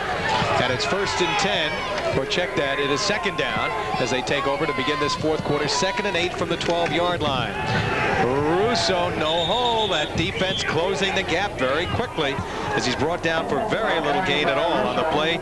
Richie Russo, who's been outstanding. They're inside linebackers, Russo and Leach, two of the better ones we've seen this year, Marty. Well, they play with heart, Barry. They don't have a great deal of size. You're talking about 5'10", 210 pounds, but they're playing with heart and soul. Remember, Russo was the guy that went out early in the first quarter. He came back in. He's been in there every play. On 3rd down, Iadivio has checked out of the ball game. 3rd and 6. Cadiz lines up wide to the right. Double tight end here. Remember, St. John's has the wind at their back right now. And Sharkey, play action, rolling right, has time, looking, lobbing it, incomplete as he went to the far side looking for O'Leary. And the pass incomplete. Keith McGinnis was putting some pressure on, and John Anitra was defending on the pass. And if you can pressure the quarterback's not going to be able to set himself. Sharkey right there, he throws off balance, not a receiver near the ball. Marty, the last 2 possessions, 3 and out basically for St. John's. Their defense has to be a tired group as Parker will punt and get this one away from around the 3-yard line. He has averaged 29 yards on 3 punts, all into the wind. He'll be kicking with the wind now. Herb is back to receive this kick. High end-over-end kick. He'll take it, Herb. At the 45, slips one tackle. Won't get away. Good downfield coverage by the Redmen. A 41-yard kick and a 3-yard return. Dan Ryan once again on his third tackle on the special teams. The freshman from North Babylon doing a fine job. So in this tied football game, Stony Brook will take over. Excellent field position. And again, they've been shooting themselves in the foot, Marty. They have certainly moved the ball better than St. John since midway through the second quarter. They've been able to do anything that they wanted to do today, Barry. They run the counter trap, they quarterbacks. He's throwing to a row. They just can't make mistakes. Play action fake. Lambright chasing him, and Lambright slams him down at the 38-yard line. Ray Lambright, who tipped the pass earlier that resulted in an interception, coming up with the kinds of plays he used to make as a freshman and sophomore when he was an all-Liberty Conference tackle before he broke his ankle. The play just took too long to develop. Schroeder's going to do a little play action fake. He's going to roll away from the rush, but Lambright's too fast. He gets in there for the sack. Here it is, play action. Look at Schroeder. Takes his time. Here comes number 79. Going to lay him out for a big sack. Fifth sack for Lambright this season. And for St. John's, that is the 24th sack. Schroeder throwing up the middle. Great catch, Heptig at the 45-yard line. Jimmy Heptig out of West Hampton High School, a Dean's List possession receiver, coming up with a dandy catch. He had 9 catches for 122 yards last game out against Lowell, and comes up this time with a 16-yard reception, his second of the game. And watch Heptig. It's going to be like he's got stickum. He's got fly paper on the end of his fingers. Watch him. He stretches out. Just a great reception. Brings him back. Gives him an opportunity to pick up a first down. 3rd and 5. And out to the left side now goes Mike Barr. Top of your screen, wide receiver. Saunders to the right, looking left. Schroeder chased by Lambright. Has time, throws, and it's going to be almost intercepted by Mark Bernardini at around the 45, 35-yard line. And if Bernardini makes that interception, he's gone all the way. All he has is 60 yards, nothing but green AstroTurf. Walter DeForest was putting some pressure on the quarterback, and Schroeder almost turned it over for the 5th time. So St. John's defense holds, and we'll get the punt coming here from Jeff Heck. Heck has not been having to punt much, only once today for 17 yards, punting into the wind. Steps forward, boots it from the 44, angles it to the near sideline. O'Leary will watch this one bounce, shies away from fielding it, and St. John's will take over at the 14-yard line, some 86 yards away from pay dirt off to the 31-yard punt. So there's a look at Sean Sharkey as he will try to get this offense going. Russo not able to pick up the yardage here, and they're just stymied right the last 3 or 4 possessions. Not a lot of offense the entire 3rd quarter by St. John's. Bob Ricca, he's got to make the adjustment. He's got to stay with what it brought him this far in the season. Anthony Russo's got to get back involved in the game. Setting up deep at around 7 or 8 yards behind Sean Sharkey. Wide spacing in that defensive line, and Sharkey on first down to throw. Pressured, slips away, gets away again, that time for McGinnis. Throws for Parker, the tight end. Parker with about an 8-yard reception, brought down by Billy DeWitt, number 39. Well, you talked about the mobility. This is his last game. He looks up, he realizes he's a senior. He's only got 12 minutes left to go in his career. He wants to go out victorious, and he wants to give Bob Ricca that 100th victory. Sharkey 8 for 14, 97 yards. Parker with his first reception of the day. Russo tries the right side and gets across the 25 to around the 27-yard line. Pickup of around 4. James Leach, who's been involved in so many tackles, along with Joe Lawrence. A couple of the good-looking young players on this defense. This was a defense that was a little suspect at the beginning of the year because it was so inexperienced, and they have just about everybody returning next year, with the exception of outside linebacker Richard McConaughey. Russo again, bounces off the tackle, keeps driving, and picks up about 5 more yards, but still shy of the first down as he got to the 35-yard line. Keith McInnes on the stop as the clock continues to tick. We have an injured Stony Brook player, however, down on the field, and now the officials have called time.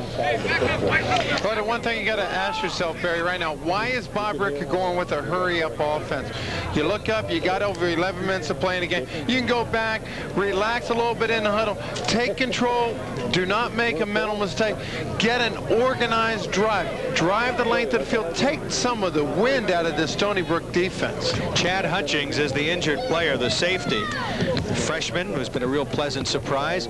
Anthony Russo, by the way, now has picked up over 100 yards again today, 113 yards, and Marty, he will finish his career with 28 games of 100 yards or more. Well, tomorrow on Sports Channel, the Nets travel to Utah to battle Karl Malone and the Utah Jazz. That's the Nets and the Jazz tomorrow night at 9. The pregame show Nets tip-off starts at 8:45, live and exclusive on Sports Channel. Nets losing a heartbreaker, blowing one last night against Minnesota's Timberwolves. 2nd and 3 for St. John's as they look to break the tie here. Sharkey to throw. Complete, and O'Leary, great ability to hang on as he bobbled the ball, got popped, and was able to hang on. Saladino hit him, but he picks up the first down. And O'Leary, great concentration. He's going to go up. The ball's going to come behind him. He turns around. He juggles it a little bit, brings down the reception. A big first down. 13-yard pickup. O'Leary 4 catches for 46 yards. Now the officials have called time here. They're going to have to move the chains, Barry. It's a timeout while they do. Well, they're a little slow in moving him. Here it is. We'll take another look at the reception. O'Leary's having an excellent afternoon. Watch Sharkey. The ball's going to be thrown behind number 84. Turns around, does a 360, juggles it once, brings it down. O'Leary last game had 6 catches for 62 yards and a touchdown against Iona. Playing well again today. Sharkey, play action, faking, in trouble, trying to get away, shovels it off to Russo, 45 and out of bounds at around the 41-yard line, close to the first down as he's run out by Billy DeWitt. And a lot of things happen on that play. Sharkey's going to go back, play action, fake. Anthony Russo, he pumps once, it's not there, he scrambles, he throws it to throws it to Russo. Here, you take it. Give it to the workhorse. Russo picks up 8. Shovel pass. We take another look at, there's the pump, there's the fake, here's the scramble. Here, you take it, Russo. And that's exactly what he wants. Give me the ball, I'll run it every time. Sharkey on the keeper, looking to pick up the first down and has it as he got the 2 yards he needed. Sharkey ran the ball very effectively in that first half, but he picked up 54 yards on 7 carries. Come on, offensive line! And now picks up the first down, the nose of the football just outside the 40-yard line. And a team that's not used to running the hurry up, a lot of times they have a tendency to overreact. A lot of times they hurt themselves by making a mental mistake. 3 wide receivers and Sharkey barking out signals. Russo about 7 yards deep. Russo tries the left side, turns the corner, and runs out of bounds after a short pickup. Running out along with Sean Van Slyke. That'll stop the clock. Van Slyke's been everywhere today, too. This defense, they go sidelines to sideline. Right there, Russo runs outside, picks up 5 yards. Van Slyke with 4.6 speed. The junior out of Brentwood, 2-year starter, has 3 interceptions and their quickest defensive back. Matched up right now against Tommy Gadis.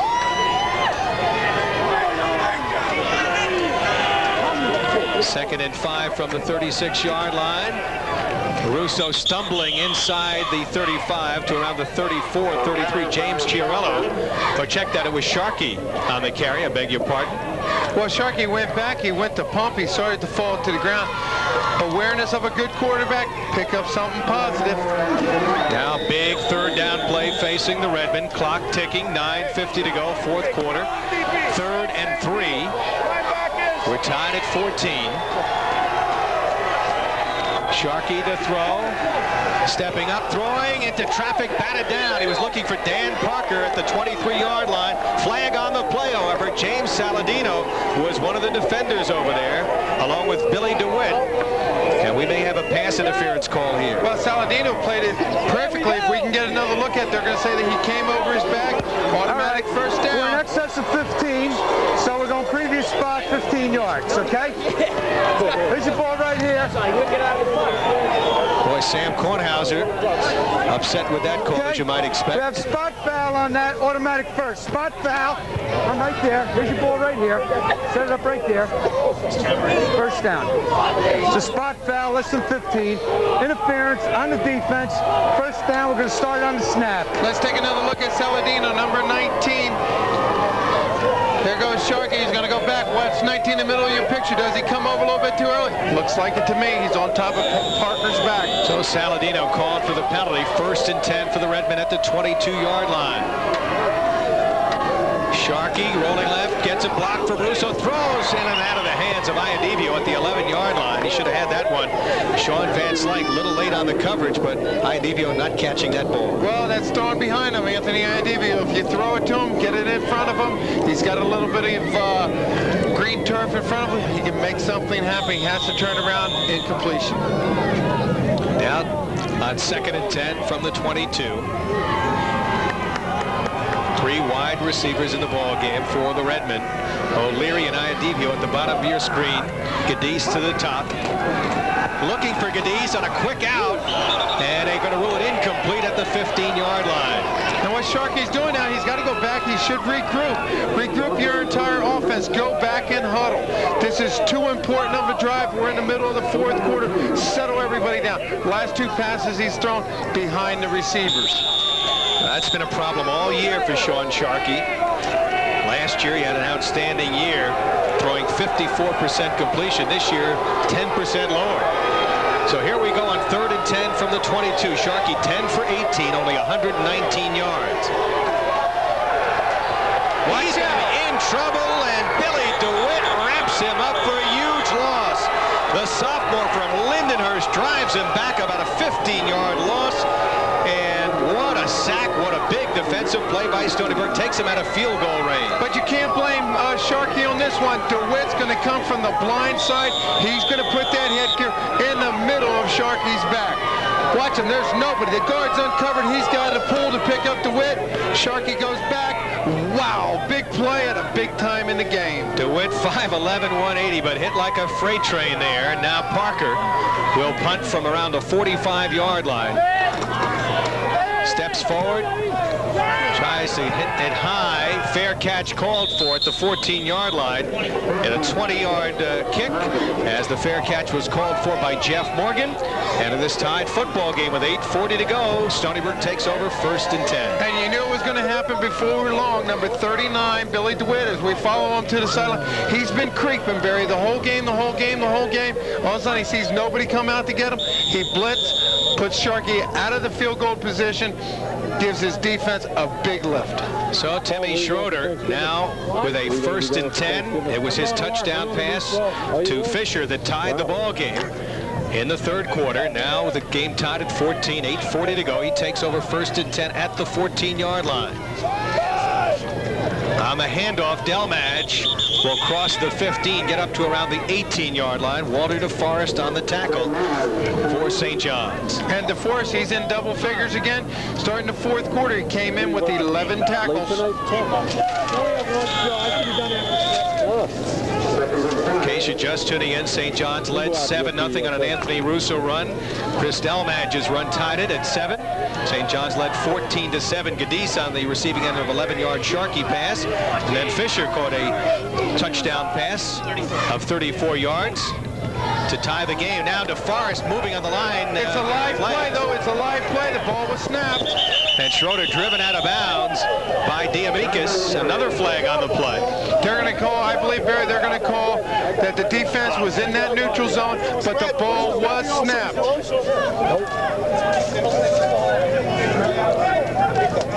Offsides, defense.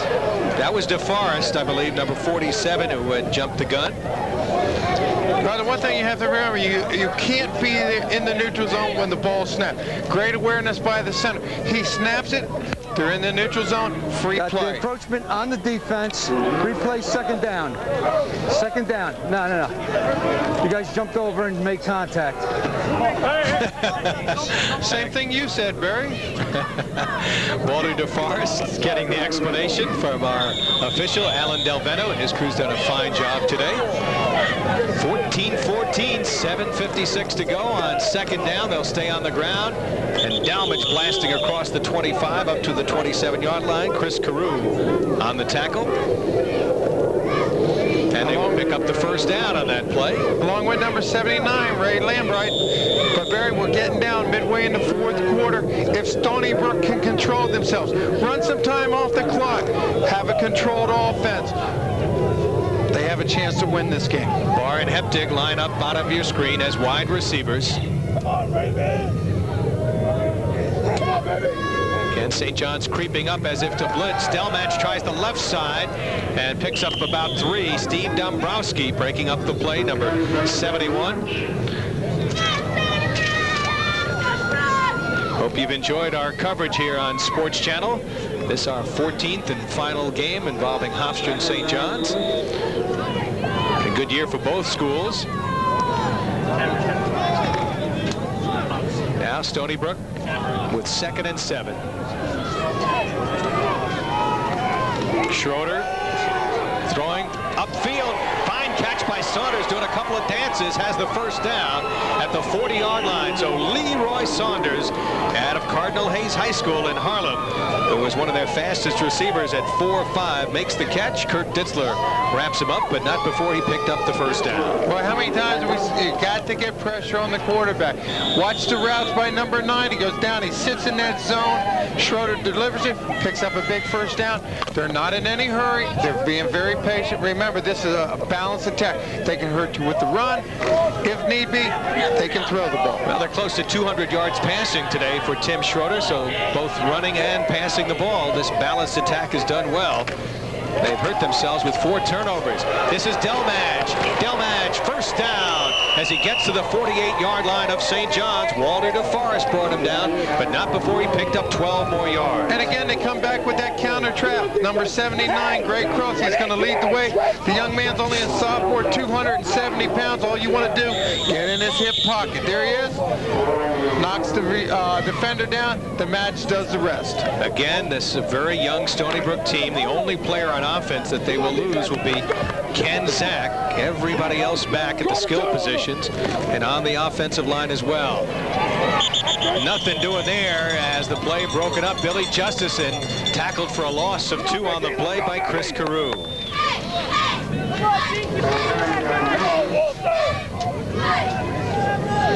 So that will set up a second down play as Leroy Saunders checks back into the ball game. 2nd and 12 back at midfield. Clock continues to tick. And Stony Brook has dominated the ball here in the second half. They have scored the only touchdown here, however, since St. John's led it 14-7. Schroeder, nice play action, chased by DeForest, throws on the run. Fisher off his hands, incomplete. That will stop the clock and set up a 3rd and 12 play. Well, when you need it, Walter DeForest, he's going to come through for you. He's going to come on the blitz. Schroeder has nowhere to set his feet. Overthrows the receiver. There's John Fisher, the big tight end. Now, when the ball's up for grabs, John Fisher, very competitive kid, wants it badly. He'll go up and fight anybody for it. Rolling right, Schroeder throwing. Saunders, did he stay in bounds? No, they ruled it. The 2 officials there ruled he was out of bounds, but he caught the ball. Well, give credit to number 42, Kurt Ditzler. He's coming off an injury. He's an excellent freshman. He's going to grow with this program. He comes, he hits the receiver, he breaks it up. Stony Brook is going to have to punt. Chris Carew putting pressure on the quarterback, number 46. Watch number 42. He's going to go up. There's Saunders right there. Hits him enough time. Doesn't have possession. Good call by the officials. Good work by Larry Roth and Bob DePoto's fine crew. And now the punt by Heck will bounce downfield and will be down at the 25-yard line. 25-yard kick. And when we return, the Redmen, with 5:09 to go in the fourth quarter, tied at 14, will have it 1st and 10. We'll be back. You're watching St. John's football. Just how far does $69 go these days?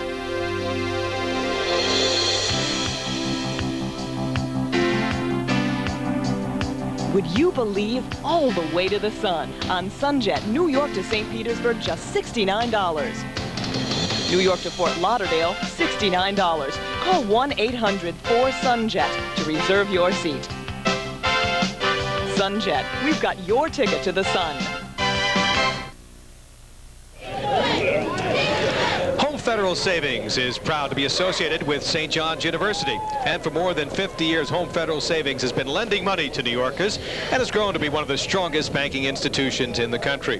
Whether you need a mortgage, home improvement, auto or student loan, or money for any good reason, you'll find Home Federal's rates most competitive. Call Home Federal. They'll go over your game plan and come up with the right strategy. Home Federal is a member of FDIC, an equal housing lender. Call them at 1-800-LOAN-CENTER. That's 1-800-LOAN-CTR. Home Federal takes the mystery out of banking. There's Sean Sharkey, number 18. He's pulled a lot of wins out in the fourth quarter. He looks up, 5 minutes, 9 seconds. 75 yards away. Can he do it? We'll find out, as you mentioned, and as we saw the graphic earlier, St. John's a big fourth quarter team. They've outscored their opponents 112-65, but this Stony Brook defense has been tough all afternoon. Sharkey on 1st and 10 from the 25-yard line. Russo, flag on the play as Russo gets short yardage to the 28. James Leach and Rich Russo, the inside linebackers, combining on the tackle. And that's going to come from the umpire. It's going to be playing on the offensive line. Big penalty for St. John's offense. Well, that is a drive killer. Bob Rick is still looking for win number 100. We're going back. And this guy has so much pride in his team and his players. He would like to share it with this senior group. Anthony Russo, Anthony Iadivio, Sean Sharkey. And defensively, the likes of Al Bruno has been around the program the last 4 years. People like that. Good effect, though. But Barry, he would want his team to earn it. Right now, they've been outplayed for the entire 3 quarters.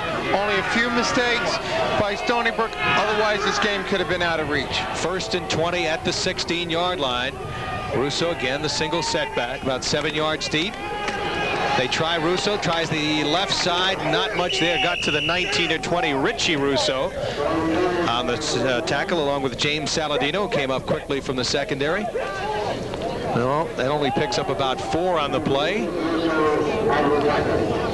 Now Brian Monahan checks out of the ball game, a tight end who was in on that play. 2nd and 15, Barry, a passing situation. Sharkey's going to have to find something in the intermediate zone to get him within 3rd and 5. Iadivio and O'Leary to the top of your screen as receivers.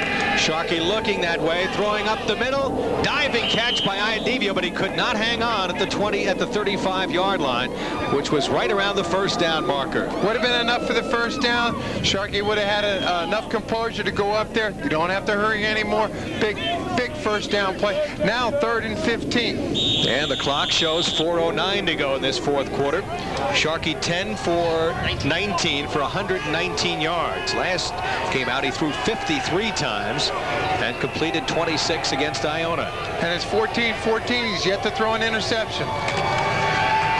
He has good protection here, rolling right, looking, waving to his receiver to go downfield, looking for O'Leary, tipped away and almost intercepted.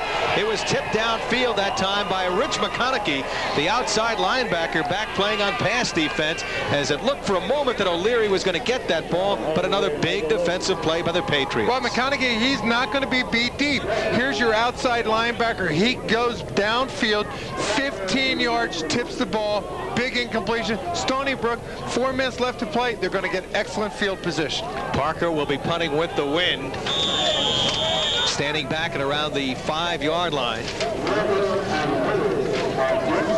Herb Herb and Morgan are deep to receive the kick back at their own 40-yard line. Snap is good. They're coming, and Saladino almost blocked it. High kick, fair catch called for by Herb. He'll get it at the 45-yard line, at their own 45. A 35-yard punt, no return. And the Stony Brook Patriots, this Division III team playing the Division I AA St. John's Redmen, trying to pull off the victory, have excellent field position Well, here. Stony Brook, they don't want to hurt themselves. They don't want to make it, throw an interception. They don't want to fumble. Remember, they have an excellent place kicker in Brian Hughes. Got excellent range. He'll be kicking into a win. They're going to have to move the ball and control the clock. And St. John's defense hoping to force a turnover to get the ball back for the offense one more time. Schroeder, who's played a fine game. Play action in trouble. DeForest will pull him down back at the 35-yard line, a 10-yard loss. Well, they always say big players come up with big plays. Walter DeForest, he's been everywhere. He's only a junior. He's going to be back to give us a lot of excitement next year. Watch him come through the middle. Here it is. Watch number 47. You see 79. He takes the outside rush. He sticks the ball in too far. You're not going to get away from 47. Excellent play. And a big loss of 10 yards. Clock down to 3, 22nd and 20 after the 10-yard loss. Second sack for the Redmen. Delmadge slipping away from one, hit hard as he was driven down by Ray Lambright from behind, and helping finishing the play, Chris Carew. Well, you got to ask yourself, it's 2nd and 20. You can't try to outguess the defense of St. John. You have to go with what's going to work. You have to pick up 10 yards. You have to pick up 12 yards. You want to give yourself a chance to make that first down on third down. Now it's 3rd and 15. Delmadge leaves the game. Saunders comes into the ball game along with Justison. Big play here. Schroeder getting a block from Justison, in trouble. Dombrowski pulling him down. Fumble. And St. John's comes up with the ball. What a turnover, Barry. You talk about 2nd and 3rd effort. You talk about just when you think you're out. Number 71, Steve Dombrowski, goes in there, sacks him. Big turnover. Now St. John's go out there. Sharkey, realize you got 2:28. You're only 34 yards away from taking the lead. Jeremy Walsh coming up with a big fumble recovery. Excellent series for the defense. And now the Redmen, with their 5th turnover, have a chance to win the game. The defense came up with the play, Marty. And there's Jeremy Walsh, the former West Point cadet who transferred here to St. John's. 1st and 10 at the 34. And flags fly everywhere at the line of scrimmage here. Looked like St. John's moved. The defense trying to draw him offside there. Lacasio, number 58, he's going to get called for an early movement. Let's take another look at the biggest turnover of the afternoon. Here's Schroeder, he's going to hustle, but 71, Dombrowski comes in, strips him of the ball. Here comes Jeremy Walsh in to make the recovery. Well, Walsh hasn't seen much action as a backup all year, but none bigger play of the year for that young man. Jeremy Walsh coming up with the turnover, but the 5-yard walk-off now makes it 1st and 15 for the Redmen, back at the 39-yard line. This game tied at 14, 2:28 to go. Sharkey, long count. Russo trying to turn the corner. Gets around the corner. Will go out of bounds. A short pickup as he got about 5 yards on the play. James Saladino running him to the sideline, but that will stop the clock with 2:21 to go. And he gets back to the original line of scrimmage. Now you're into a 2nd and 10 situation. As we take another look at the fumble, watch Schroeder. He's going to hit his own man. He's going to hit Justison, Billy Justison. Right there. Take the sack. Don't jeopardize your team. Once again, good camera work by our Sports Channel crew. Sharkey dumping it out, and Parker coming up with the catch after he deflected it.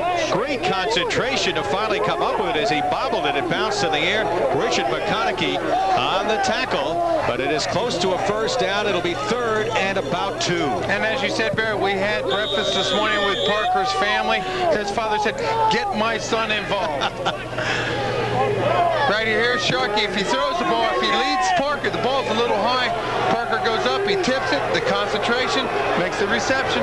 3rd and 2. 3rd and 2 from about the 26-yard line. 7 men up at the line of scrimmage, now 8 men. Russo goes off the left side. Great leg drive again. Picks up the first down at around the 22-yard line, or make it the 21, as St. John's picks up the first down. McConaughey and Hutchings on the stop. Remember, a minute 35 to go, and St. John's, as far as timeouts are concerned, used 2 already. They have only 1 remaining. Used 2 early in the second half. It could hurt them. They're going to have to, if they're going to run the ball, they're going to have to get it toward the sidelines. They're going to have to keep that 1 remaining timeout in case they want to kick a field goal. We have an injured player down in the field, so it gives St. John's a little chance to talk things over. Stony Brook trainer Kathy Koshansky out there to work on the injured player. You see the time remaining. It's been a good football game as these two schools renew their rivalry.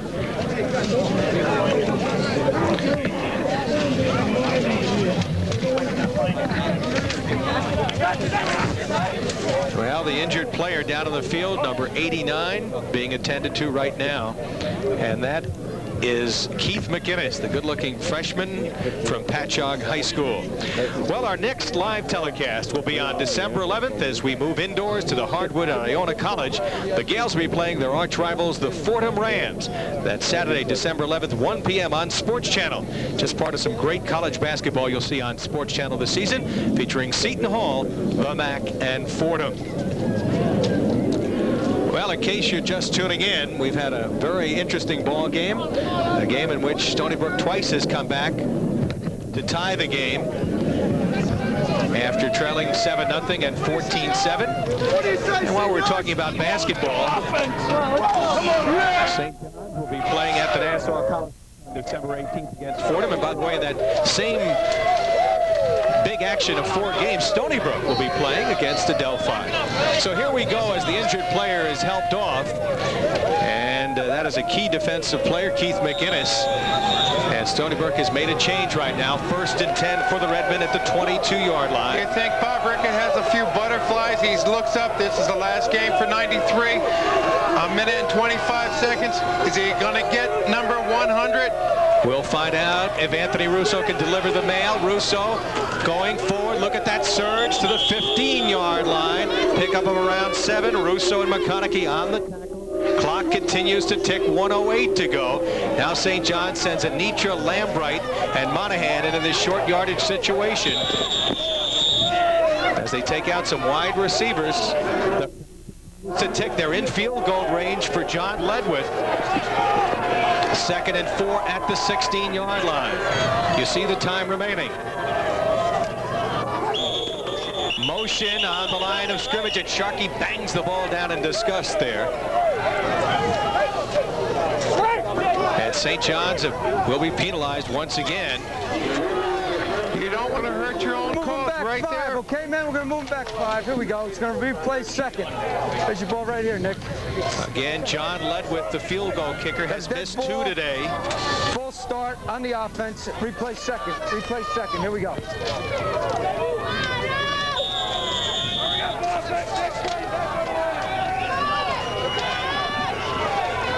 2nd and 9 from the 21-yard line for Sean Sharkey.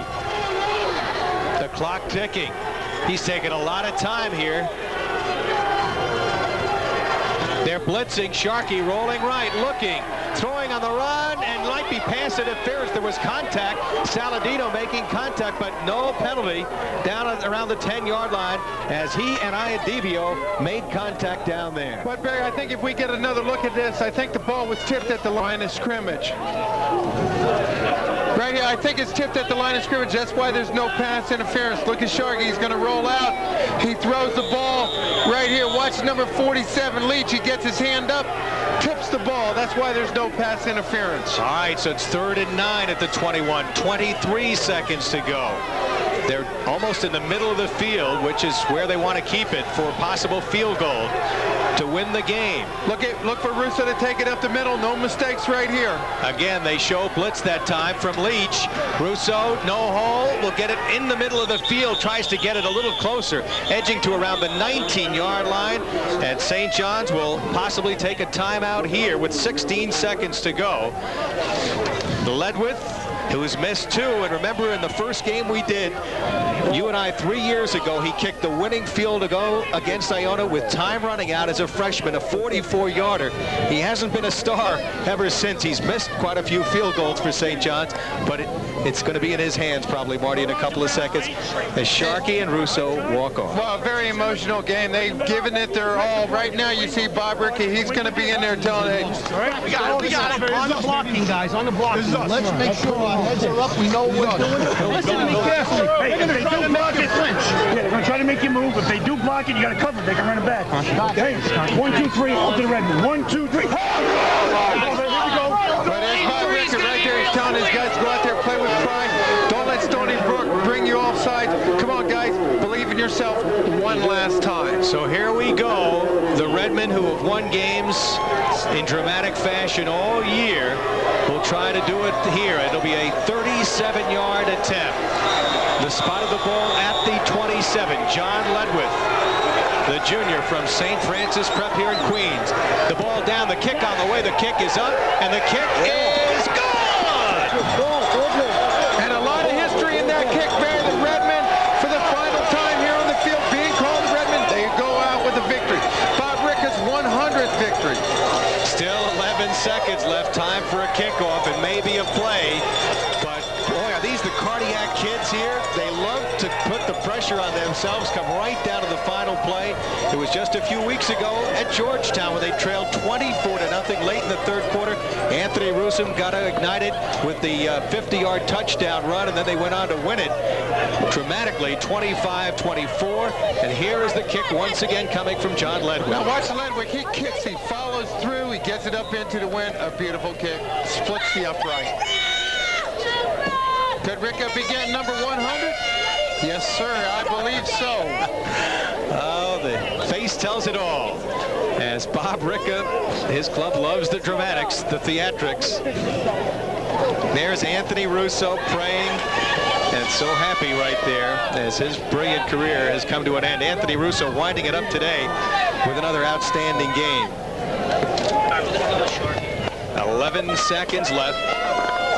St. John's will be kicking off. They have a couple of speedsters here that have returned kicks for touchdowns. And here's the kicker's reaction. Ledwith, he goes up. He knows right from the beginning it's going to split the upright. Good job by Iadivio on the hold as he had to line that snap up. And he put it perfectly down for John Ledwith. And Ledwith kicks his 4th field goal of the year, and none bigger than that one.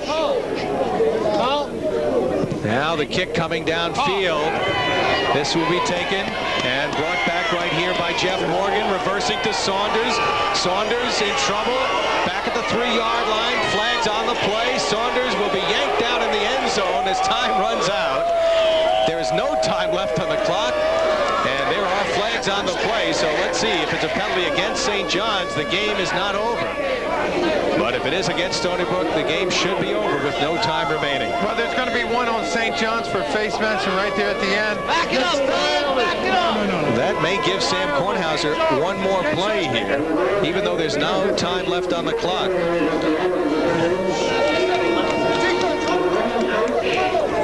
Here's one. Morgan reverse here, taking a lot of time. Watch 41. He's going to come up with the clip. You got to keep that head in front. There's one penalty, and here's the second one on St. John's. Number 23 rips Saunders' head off. And that was Aaron Hatwood, number 23 for St. John's. Well, Sam Kornhauser's club really, for all intents and purposes, should have won this game. They had the better chances, but couldn't take advantage. Turnovers killed them. It'll be a safety. So that will change the score to read 19-14 if indeed it is the safety that holds up. So I'll tell you, Bob Ricker's club has won some dramatic games. We were here for the 29-28 win over St. Peter's. And then they beat Marist 31-30, another one-point game on Sports Channel. We saw them beat Georgetown 25-24. Coming from behind on that one, 24-0. And here today, with the field goal, with 11-14, and now 2 more points have been tacked on. No indication that the game is over. The officials are talking on the far side, similar to the Jet game a couple of weeks ago, Marty. Last week against Cincinnati, when Louis Aguilar threw the ball out of bounds, there's Bob Ricker. He's got to be happy. He's got to realize that there's no time left on the clock. If he's going to give Stony Brook an opportunity to kick the ball, let's just tell you guys, fall on the ball. They're probably going to punt it, so we're going to get 2 punt returners in. Rob.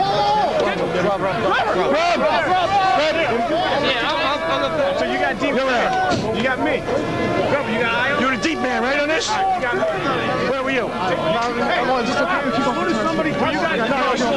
soon as someone touches it, it's over. I've got 2 live ball fouls on that. Off ran out. We'll replay some. One time down for 30. One person touches it, it's over, right? Don't talk to me, okay? They're kicking the ball off. We're going to kick to you. No, there's no safety on it. No safety on it. No safety on it. So we have to kick off again? 2 live ball fouls offset, okay, sir? All right, put our hands team on and just kick it and make sure we go. Just kick it. Hey, wait a minute. Nobody all the time on the clock. Yeah.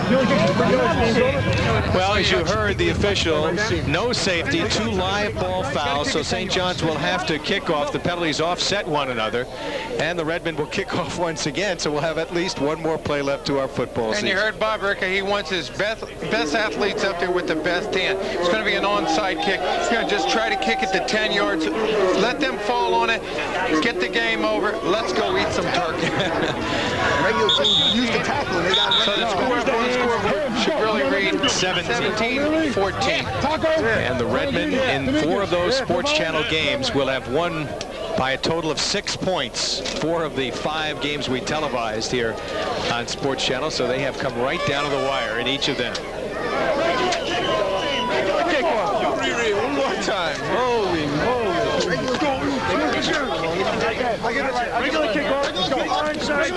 Well, waiting 1 more kickoff coming here, and 1 more play left to this football season as the Ledwith field goal. And there's a look at the man of the hour, John Ledwith.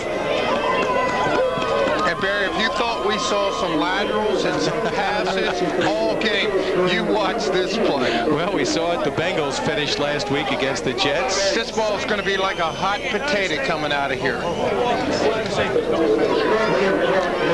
And queuing it up right now, it'll be Joe Parker. Punting from the tee. Squibb kicks this one. It'll bounce out of bounds. Now, let's see, did it touch one of the Stony Brook players? It definitely touched one of the players. The game should be history. Yes, sir. And it is over. Bob Ricker says, thank goodness, it is over. We did it again. We took the hard way, and Anthony Russo's football career winds down, finishing 3rd on the all-time list of rushers. Thank you. And let's listen down on the field.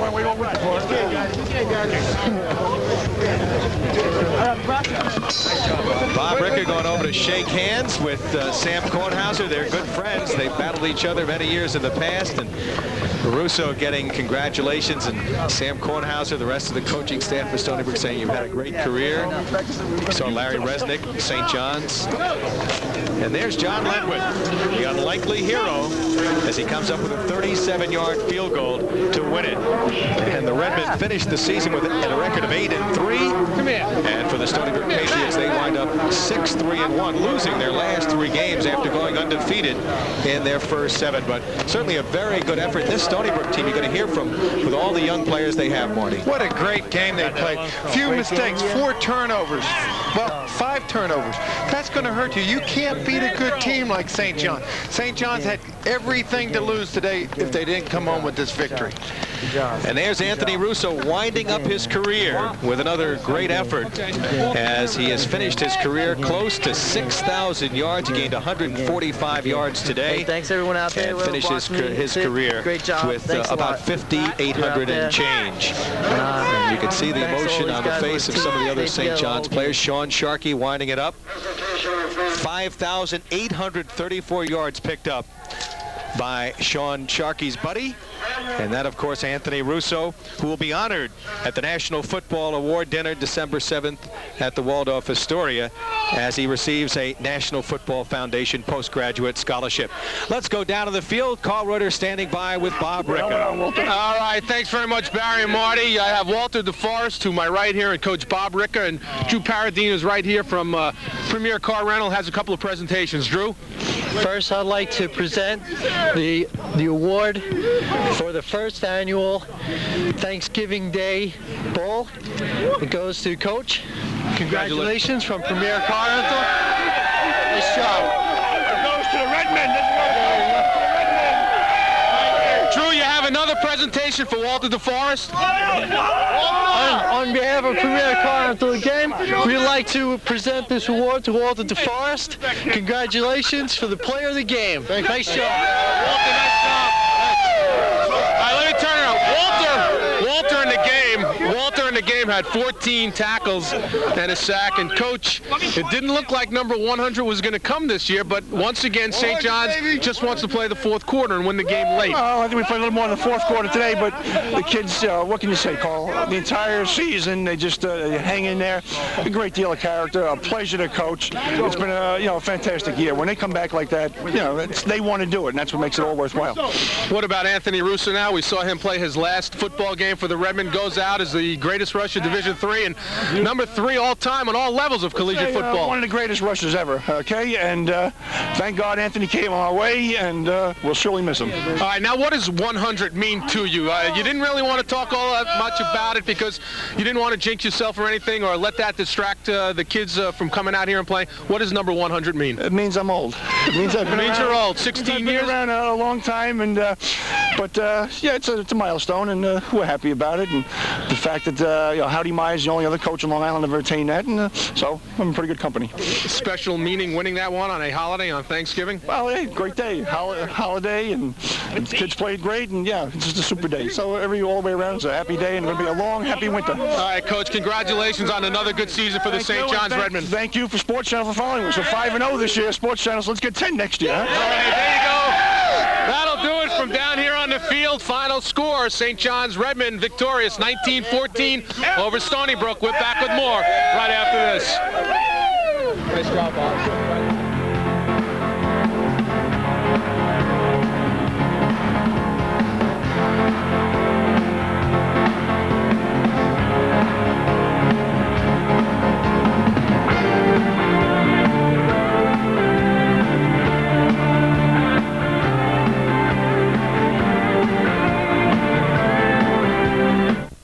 Sunjet International introduces daily service to St. Petersburg and Fort Lauderdale. We've got your ticket to the Sun for just $69. Call 1-800-4SUNJET.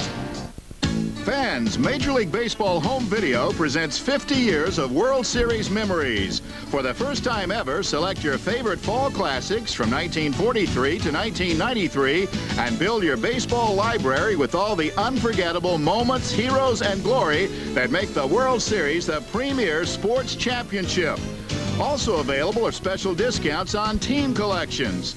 To celebrate 50 years of World Series history and excitement, call 1-800-899-6521 and order your World Series videos. You can order any year or all of the World Series from 1943 to 1993.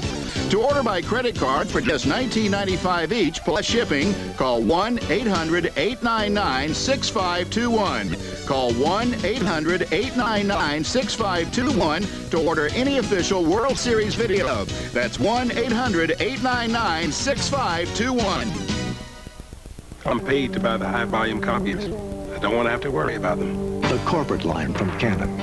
If our copiers are working, our people are working. High-volume copying systems so reliable you don't have to think about them.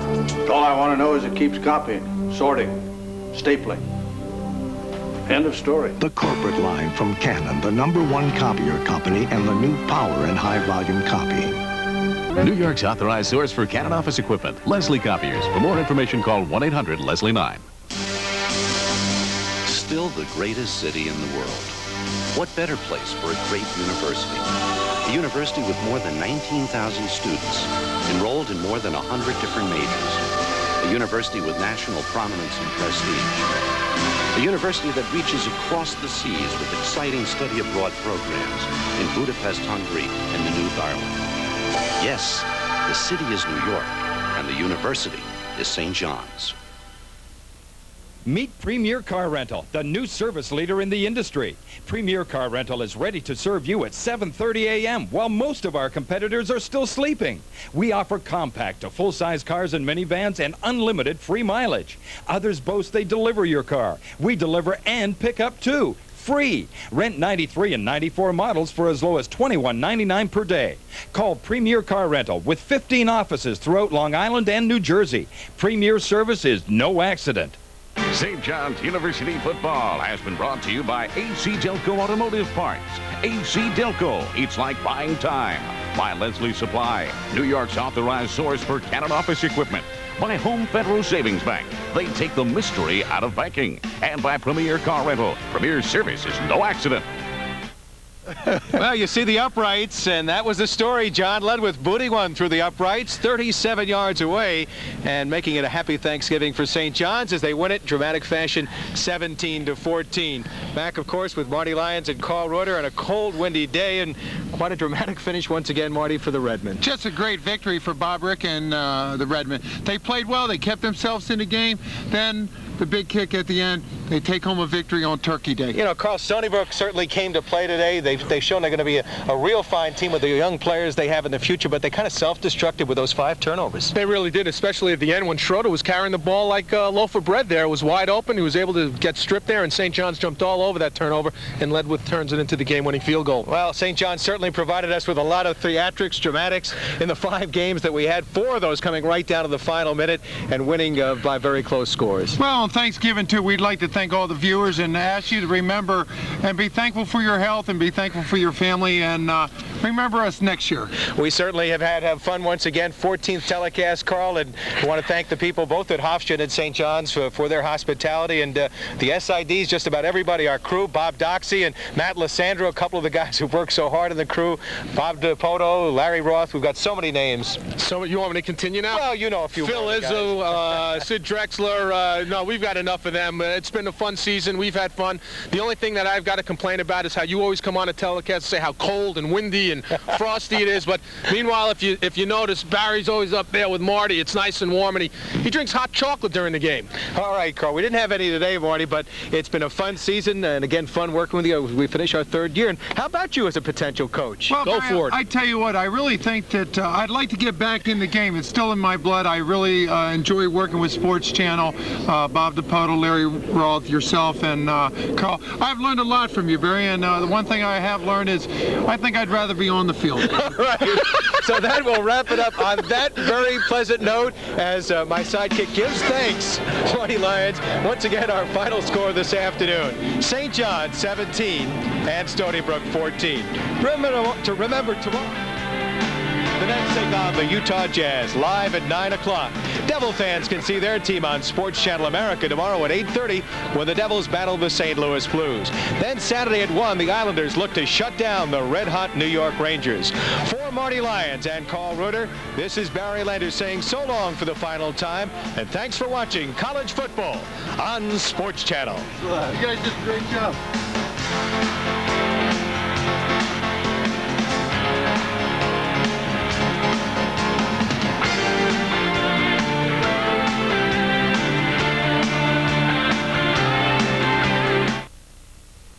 This has been a presentation of Sports Channel, a tradition of excellence and innovation in regional sports television.